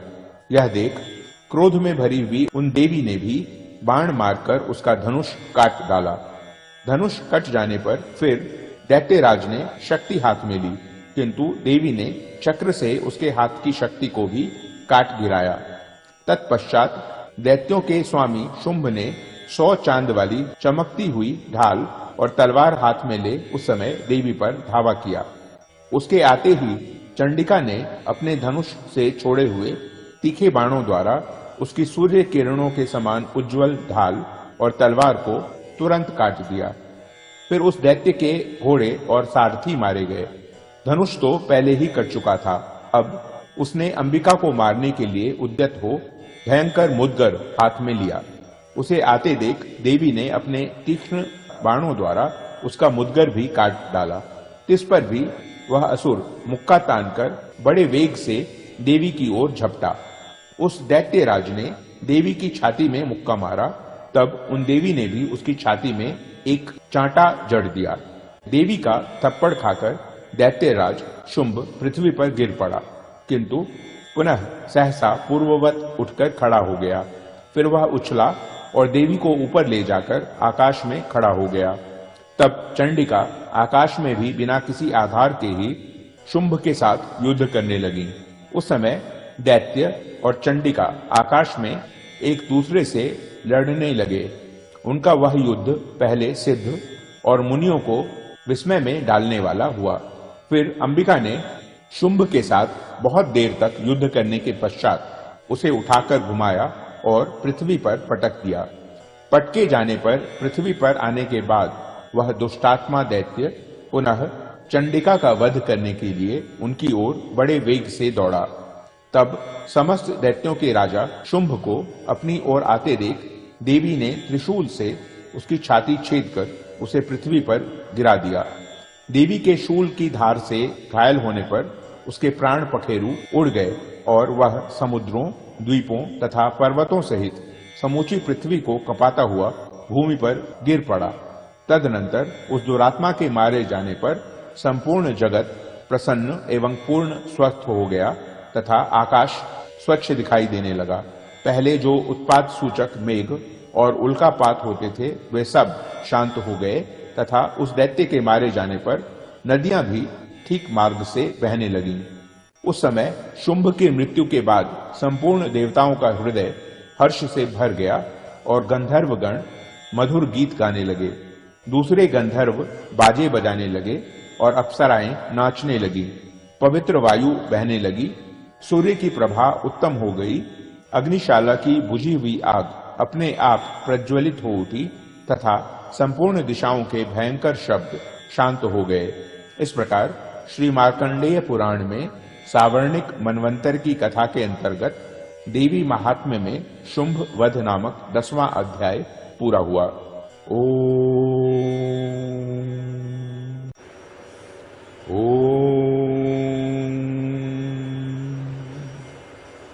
मैं भुवनेश्वरी देवी का ध्यान करता हूँ।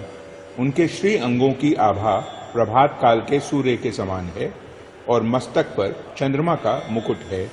वे उभरे हुए स्तनों और 3 नेत्रों से युक्त हैं। उनके मुख पर मुस्कान की छटा छाई रहती है और हाथों में वरद, अंकुश, पाश एवं अभय मुद्रा शोभा पाते हैं। ऋषि कहते हैं, देवी के द्वारा वहां महादैत्यपति शुंभ के मारे जाने पर इंद्र आदि देवता अग्नि को आगे करके उनके उन कात्यायनी देवी की स्तुति करने लगे। उस समय अभीष्ट की प्राप्ति होने से उनके मुख कमल दमक उठे थे और उनके प्रकाश से दिशाएं भी जगमगा उठी थीं। देवता बोले, शरणागत की पीड़ा दूर करने वाली देवी हम पर प्रसन्न हो। संपूर्ण जगत की माता प्रसन्न हो। विश्वेश्वरी विश्व की रक्षा करो। देवी तुम ही चराचर जगत की अधीश्वरी हो। तुम इस जगत का एकमात्र आधार हो, क्योंकि पृथ्वी रूप में तुम्हारी ही स्थिति है। देवी तुम्हारा पराक्रम अलंघनीय है। तुम ही जल रूप में स्थित होकर संपूर्ण जगत को तृप्त करती हो। तुम अनंत बल संपन्न वैष्णवी शक्ति हो। इस विश्व की कारणभूता परामाया हो। देवी तुमने इस समस्त जगत को मोहित कर रखा है।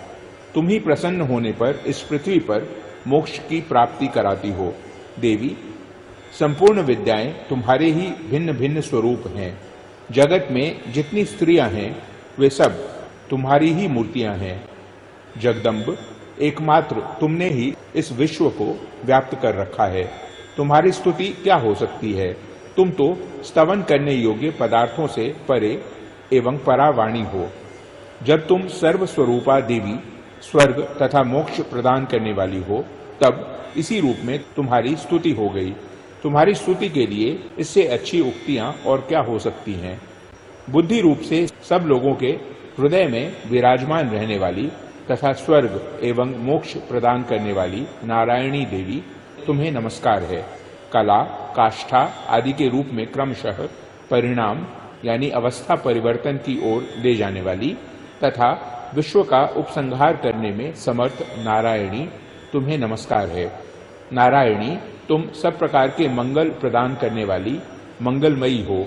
कल्याण दायिनी शिवा हो। सब पुरुषार्थों को सिद्ध करने वाली शरणागत वत्सला 3 नेत्रों वाली एवं गौरी हो। तुम्हें नमस्कार है। तुम सृष्टि पालन और संहार की शक्तिभूता सनातनी देवी गुणों का आधार तथा सर्वगुणमयी हो। नारायणी तुम्हें नमस्कार है। शरण में आए हुए दीनों एवं पीड़ितों की रक्षा में संलग्न रहने वाली तथा सबकी पीड़ा दूर करने वाली नारायणी देवी तुम्हें नमस्कार है। नारायणी तुम ब्रह्माणी का रूप धारण करके हंसों से जुटे हुए विमान पर बैठती तथा कुश मिश्रित जल छिड़कती रहती हो। तुम्हें नमस्कार है।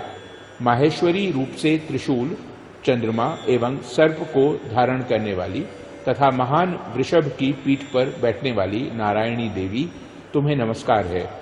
मोरों और मृगों से घिरी रहने वाली तथा महाशक्ति धारण करने वाली कौमारी रूप धारिणी निष्पापे नारायणी, तुम्हें नमस्कार है। शंख, चक्र, गदा और शांख धनुष रूप उत्तम आयुधों को धारण करने वाली वैष्णवी शक्ति रूपा नारायणी, तुम प्रसन्न हो, तुम्हें नमस्कार है। हाथ में भयानक महाचक्र लिए और दाढ़ों पर धरती को उठाए वाराही रूप धारिणी कल्याणमयी नारायणी, तुम्हें नमस्कार है। भयंकर नृसिंह रूप से दैत्यों के वध के लिए उद्योग करने वाली तथा त्रिभुवन की रक्षा में संलग्न रहने वाली नारायणी, तुम्हें नमस्कार है। मस्तक पर किरीट और हाथ में महावज्र धारण करने वाली, सहस्त्र नेत्रों के कारण उद्दीप्त दिखाई देने वाली और वृत्रासुर के प्राणों का अपहरण करने वाली इंद्र शक्ति रूपा नारायणी देवी, तुम्हें नमस्कार है। शिवदूती रूप से दैत्यों की महती सेना का संहार करने वाली, भयंकर रूप धारण तथा विकट गर्जना करने वाली नारायणी, तुम्हें नमस्कार है। दाढ़ों के कारण विकराल मुख वाली, मुंड माला से विभूषित मुंड मर्दिनी चामुंडा रूपा नारायणी, तुम्हें नमस्कार है। लक्ष्मी, लज्जा, महाविद्या, श्रद्धा, पुष्टि, स्वधा, ध्रुवा, महारात्रि तथा महाअविद्या रूपा नारायणी, तुम्हें नमस्कार है। मेधा, सरस्वती, वरा यानी श्रेष्ठा, भूति यानी ऐश्वर्य रूपा, बाभ्रवी यानी भूरे रंग की अथवा पार्वती, तामसी यानी महाकाली, नियता यानी संयम परायणा तथा ईशा यानी सबकी अधीश्वरी रूपिणी नारायणी, तुम्हें नमस्कार है। सर्वस्वरूपा, सर्वेश्वरी तथा सब प्रकार की शक्तियों से संपन्न दिव्य रूपा दुर्गे देवी, सब भयों से हमारी रक्षा करो, तुम्हें नमस्कार है।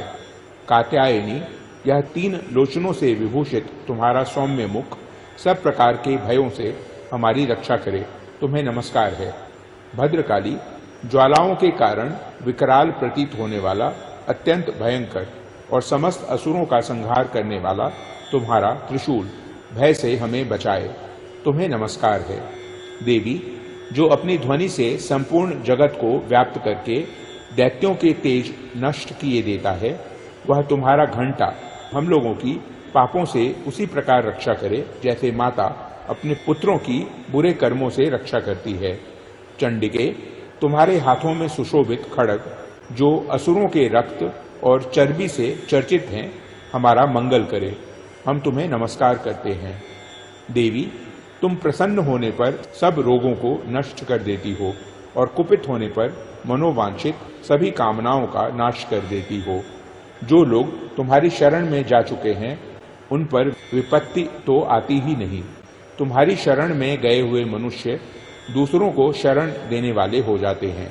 देवी अंबिके, तुमने अपने स्वरूप को अनेक भागों में विभक्त करके नाना प्रकार के रूपों से जो इस समय इन धर्मद्रोही महादैत्यों का संहार किया है, वह सब दूसरी कौन कर सकती थी। विद्याओं में, ज्ञान को प्रकाशित करने वाले शास्त्रों में तथा आदि वाक्यों यानी वेदों में तुम्हारे सिवा और किसका वर्णन है। तथा तुमको छोड़कर दूसरी कौन ऐसी शक्ति है जो इस विश्व को अज्ञान में घोर अंधकार से परिपूर्ण ममता रूपी गड्ढे में निरंतर भटका रही हो। जहां राक्षस, जहां भयंकर विष वाले सर्प, जहां शत्रु, जहां लुटेरों की सेना और जहां दावानल हो वहां तथा समुद्र के बीच में भी साथ रहकर तुम विश्व की रक्षा करती हो। विश्वेश्वरी, तुम विश्व का पालन करती हो। विश्व रूपा हो, इसलिए संपूर्ण विश्व को धारण करती हो। तुम भगवान विश्वनाथ की भी वंदनीय हो। जो लोग भक्तिपूर्वक तुम्हारे सामने मस्तक झुकाते हैं, वे संपूर्ण विश्व को आश्रय देने वाले होते हैं। देवी प्रसन्न हो, जैसे इस समय असुरों का वध करके तुमने शीघ्र ही हमारी रक्षा की है, उसी प्रकार सदा हमें शत्रुओं के भय से बचाओ। संपूर्ण जगत का पाप नष्ट कर दो और उत्पात एवं पापों के फलस्वरूप प्राप्त होने वाले महामारी आदि बड़े बड़े उपद्रवों को शीघ्र दूर करो। विश्व की पीड़ा दूर करने वाली देवी, हम तुम्हारे चरणों पर पड़े हुए हैं, हम पर प्रसन्न हो। त्रिलोक निवासियों की पूजनीय परमेश्वरी, सब लोगों को वरदान दो। देवी बोली, देवताओं, मैं वर देने को तैयार हूं। तुम्हारे मन में जिसकी इच्छा हो वह वर मांग लो। संसार के लिए उस उपकारक वर को मैं अवश्य दूंगी। देवता बोले, सर्वेश्वरी, तुम इसी प्रकार तीनों लोकों की समस्त बाधाओं को शांत करो और हमारे शत्रुओं का नाश करती रहो। देवी बोली, देवताओं, वैवस्वत मनवंतर के 28वें युग में शुंभ और निशुंभ नाम के 2 अन्य महादैत्य उत्पन्न होंगे।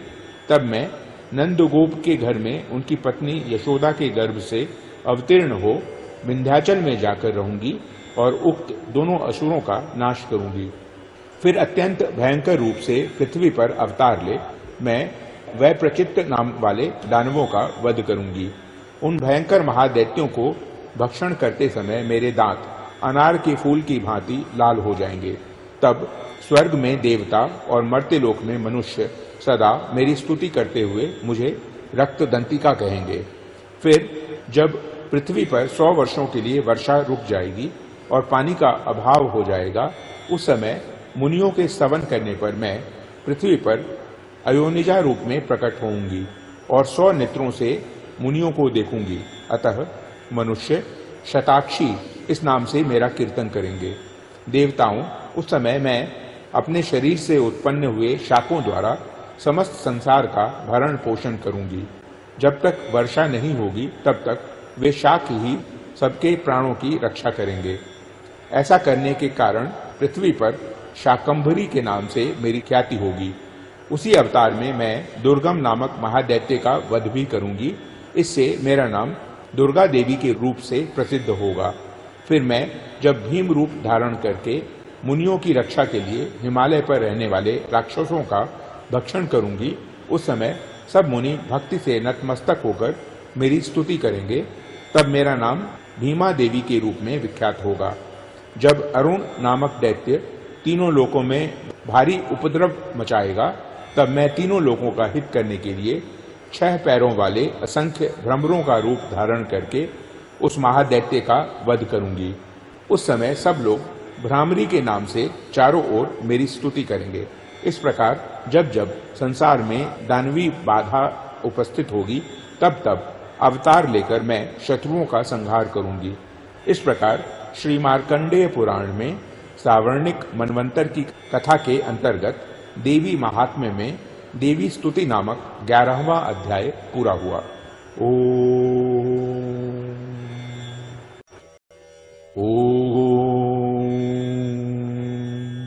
मैं 3 नेत्रों वाली दुर्गा देवी का ध्यान करता हूँ।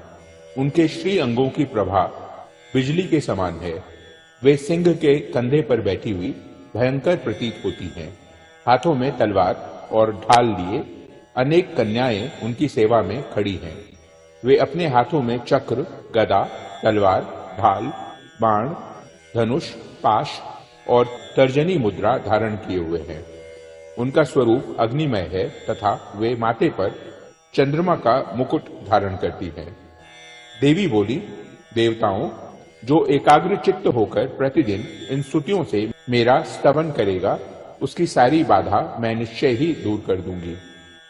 जो मधु कैटभ का नाश, महिषासुर का वध तथा शुंभ निशुंभ के संहार के प्रसंग का पाठ करेंगे तथा अष्टमी, चतुर्दशी और नवमी को भी एकाग्र चित्त हो भक्ति पूर्वक मेरे उत्तम महात्म्य का श्रवण करेंगे, उन्हें कोई पाप नहीं छू सकेगा।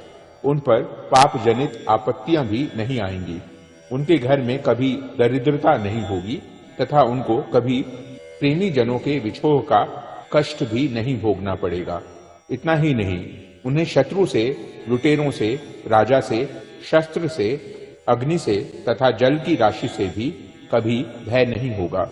इसलिए सबको एकाग्र चित्त होकर भक्ति पूर्वक मेरे इस महात्म्य को सदा पढ़ना और सुनना चाहिए। यह परम कल्याण कारक है। मेरा महात्म्य महामारी जनित समस्त उपद्रवों तथा आध्यात्मिक आदि तीनों प्रकार के उत्पातों को शांत करने वाला है।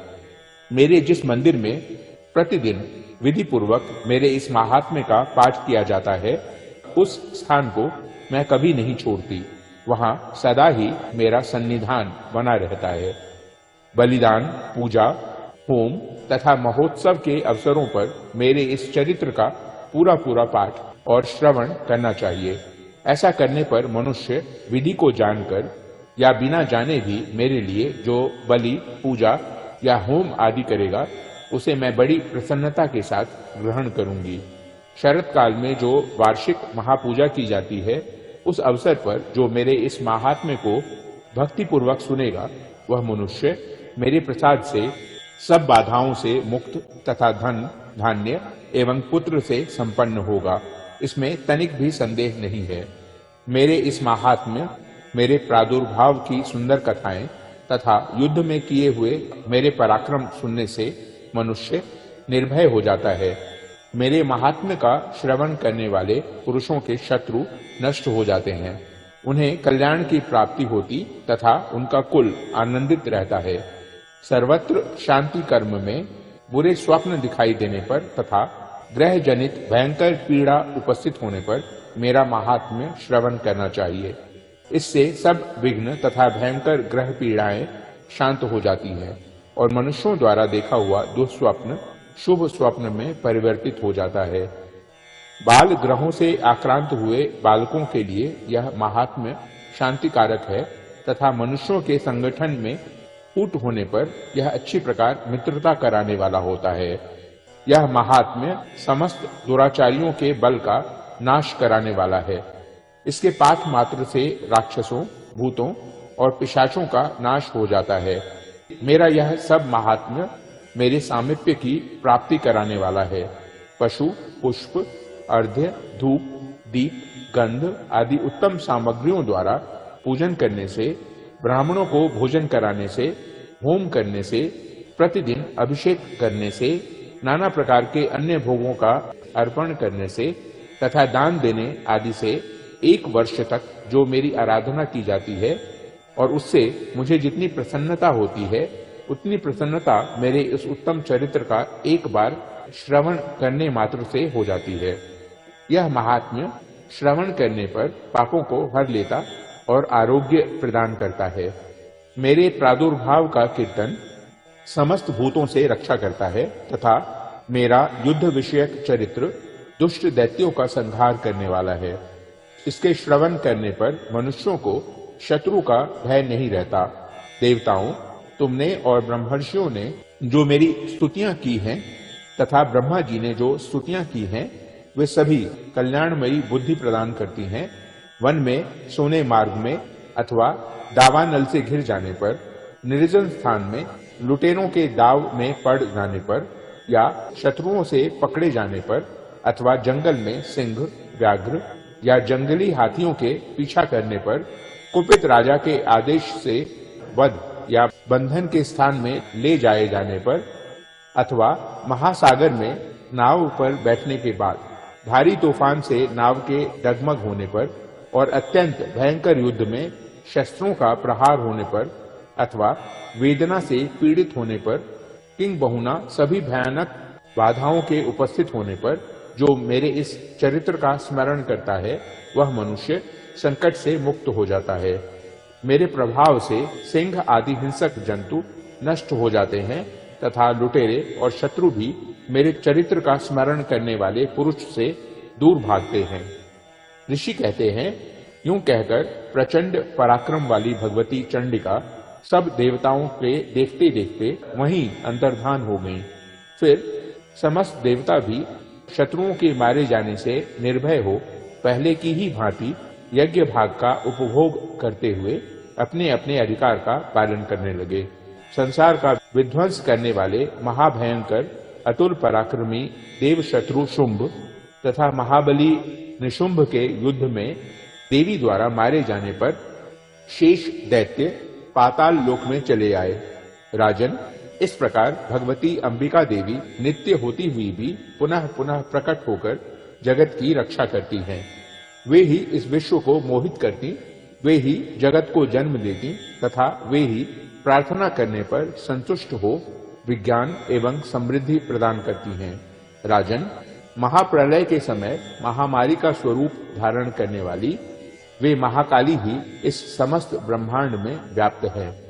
वे ही समय समय पर महामारी होती हैं और वे ही स्वयं अजन्मा होती हुई भी सृष्टि के रूप में प्रकट होती हैं। वे सनातनी देवी ही समयानुसार संपूर्ण भूतों की रक्षा करती है। मनुष्यों के अभ्युदय के समय वे ही घर में लक्ष्मी के रूप में स्थित हो उन्नति प्रदान करती हैं और वे ही अभाव के समय दरिद्रता बनकर विनाश का कारण होती है। पुष्प, धूप और गंध आदि से पूजन करके उनकी स्तुति करने पर वे धन, पुत्र, धार्मिक वृद्धि तथा उत्तम गति प्रदान करती हैं। इस प्रकार श्री मार्कंडेय पुराण में सावर्णिक मनवंतर की कथा के अंतर्गत देवी महात्म्य में फलस्तुति नामक 12वां अध्याय पूरा हुआ।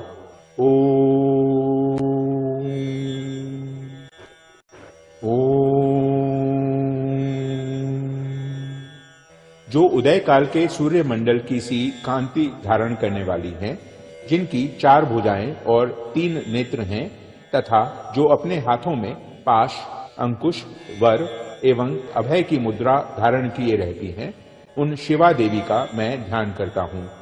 ऋषि कहते हैं, राजन, इस प्रकार मैंने तुमसे देवी के उत्तम महात्म्य का वर्णन किया। जो इस जगत को धारण करती हैं, उन देवी का ऐसा ही प्रभाव है। वे ही विद्या यानी ज्ञान उत्पन्न करती हैं। भगवान विष्णु की माया स्वरूपा उन भगवती के द्वारा ही तुम ये वैश्य तथा अन्यान्य विवेकी जन मोहित होते हैं, मोहित हुए हैं तथा आगे भी मोहित होंगे। महाराज, तुम उन्हीं परमेश्वरी की शरण में जाओ। आराधना करने पर वे ही मनुष्यों को भोग, स्वर्ग तथा मोक्ष प्रदान करती हैं। मार्कंडेय जी कहते हैं, प्रौष्टुकी जी मेधा मुनि की ये वचन सुनकर राजा सुरथ ने उत्तम व्रत का पालन करने वाले उन महाभाग महर्षि को प्रणाम किया। वे अत्यंत ममता और राज्यापहरण से बहुत खिन्न हो चुके थे। महामुनि, इसलिए विरक्त होकर वे राजा तथा वैश्य तत्काल तपस्या को चले गए और वे जगदम्बा के दर्शन के लिए नदी के तट पर रहकर तपस्या करने लगे। वे वैश्य उत्तम देवी सूक्त का जप करते हुए तपस्या में प्रवृत्त हुए। वे दोनों नदी के तट पर देवी की मिट्टी की मूर्ति बनाकर पुष्प, धूप और हवन आदि के द्वारा उनकी आराधना करने लगे। उन्होंने पहले तो आहार को धीरे धीरे कम किया, फिर बिल्कुल निराहार रहकर देवी में ही मन लगाए एकाग्रता पूर्वक उनका चिंतन आरंभ किया। वे दोनों अपने शरीर के रक्त से प्रोक्षित बलि देते हुए लगातार 3 वर्ष तक संयम पूर्वक आराधना करते रहे। इस पर प्रसन्न होकर जगत को धारण करने वाली चंडिका देवी ने प्रत्यक्ष दर्शन देकर कहा। देवी बोली, राजन तथा अपने कुल को आनंदित करने वाले वैश्य, तुम लोग जिस वस्तु की अभिलाषा रखते हो वह मुझसे मांगो। मैं संतुष्ट हूँ, अतः तुम्हें वह सब कुछ दूंगी। मार्कंडेय जी कहते हैं, तब राजा ने दूसरे जन्म में नष्ट न होने वाला राज्य मांगा तथा इस जन्म में भी शत्रुओं की सेना को बलपूर्वक नष्ट करके पुनः अपना राज्य प्राप्त कर लेने का वरदान मांगा। वैश्य का चित्त संसार की ओर से खिन्न एवं विरक्त हो चुका था और वे बड़े बुद्धिमान थे, अतः उस समय उन्होंने तो ममता और अहंता रूप आसक्ति का नाश करने वाला ज्ञान मांगा। देवी बोली, राजन, तुम थोड़े ही दिनों में शत्रुओं को मारकर अपना राज्य प्राप्त कर लोगे। अब वहां तुम्हारा राज्य स्थिर रहेगा। फिर मृत्यु के पश्चात तुम भगवान विवस्वान यानी सूर्य के अंश से जन्म लेकर इस पृथ्वी पर सावर्णिक मनु के नाम से विख्यात होोगे। वैश्य वर्य, तुमने भी जिस वर को मुझसे प्राप्त करने की इच्छा की है उसे देती हूँ। तुम्हें मोक्ष के लिए ज्ञान प्राप्त होगा। मार्कंडेय जी कहते हैं, इस प्रकार उन दोनों को मनोवांछित वरदान देकर तथा उनके द्वारा भक्ति पूर्वक अपनी स्तुति सुनकर देवी अंबिका तत्काल अंतर्धान हो गई। इस तरह देवी से वरदान पाकर क्षत्रियों में श्रेष्ठ सुरथ सूर्य से जन्म ले सावर्णी नामक मनु होंगे। इस प्रकार श्री मार्कंडेय पुराण में सावर्णिक मनवंतर की कथा के अंतर्गत देवी महात्म्य में सुरथ और वैश्य को वरदान नामक 13वां अध्याय पूरा हुआ। ओम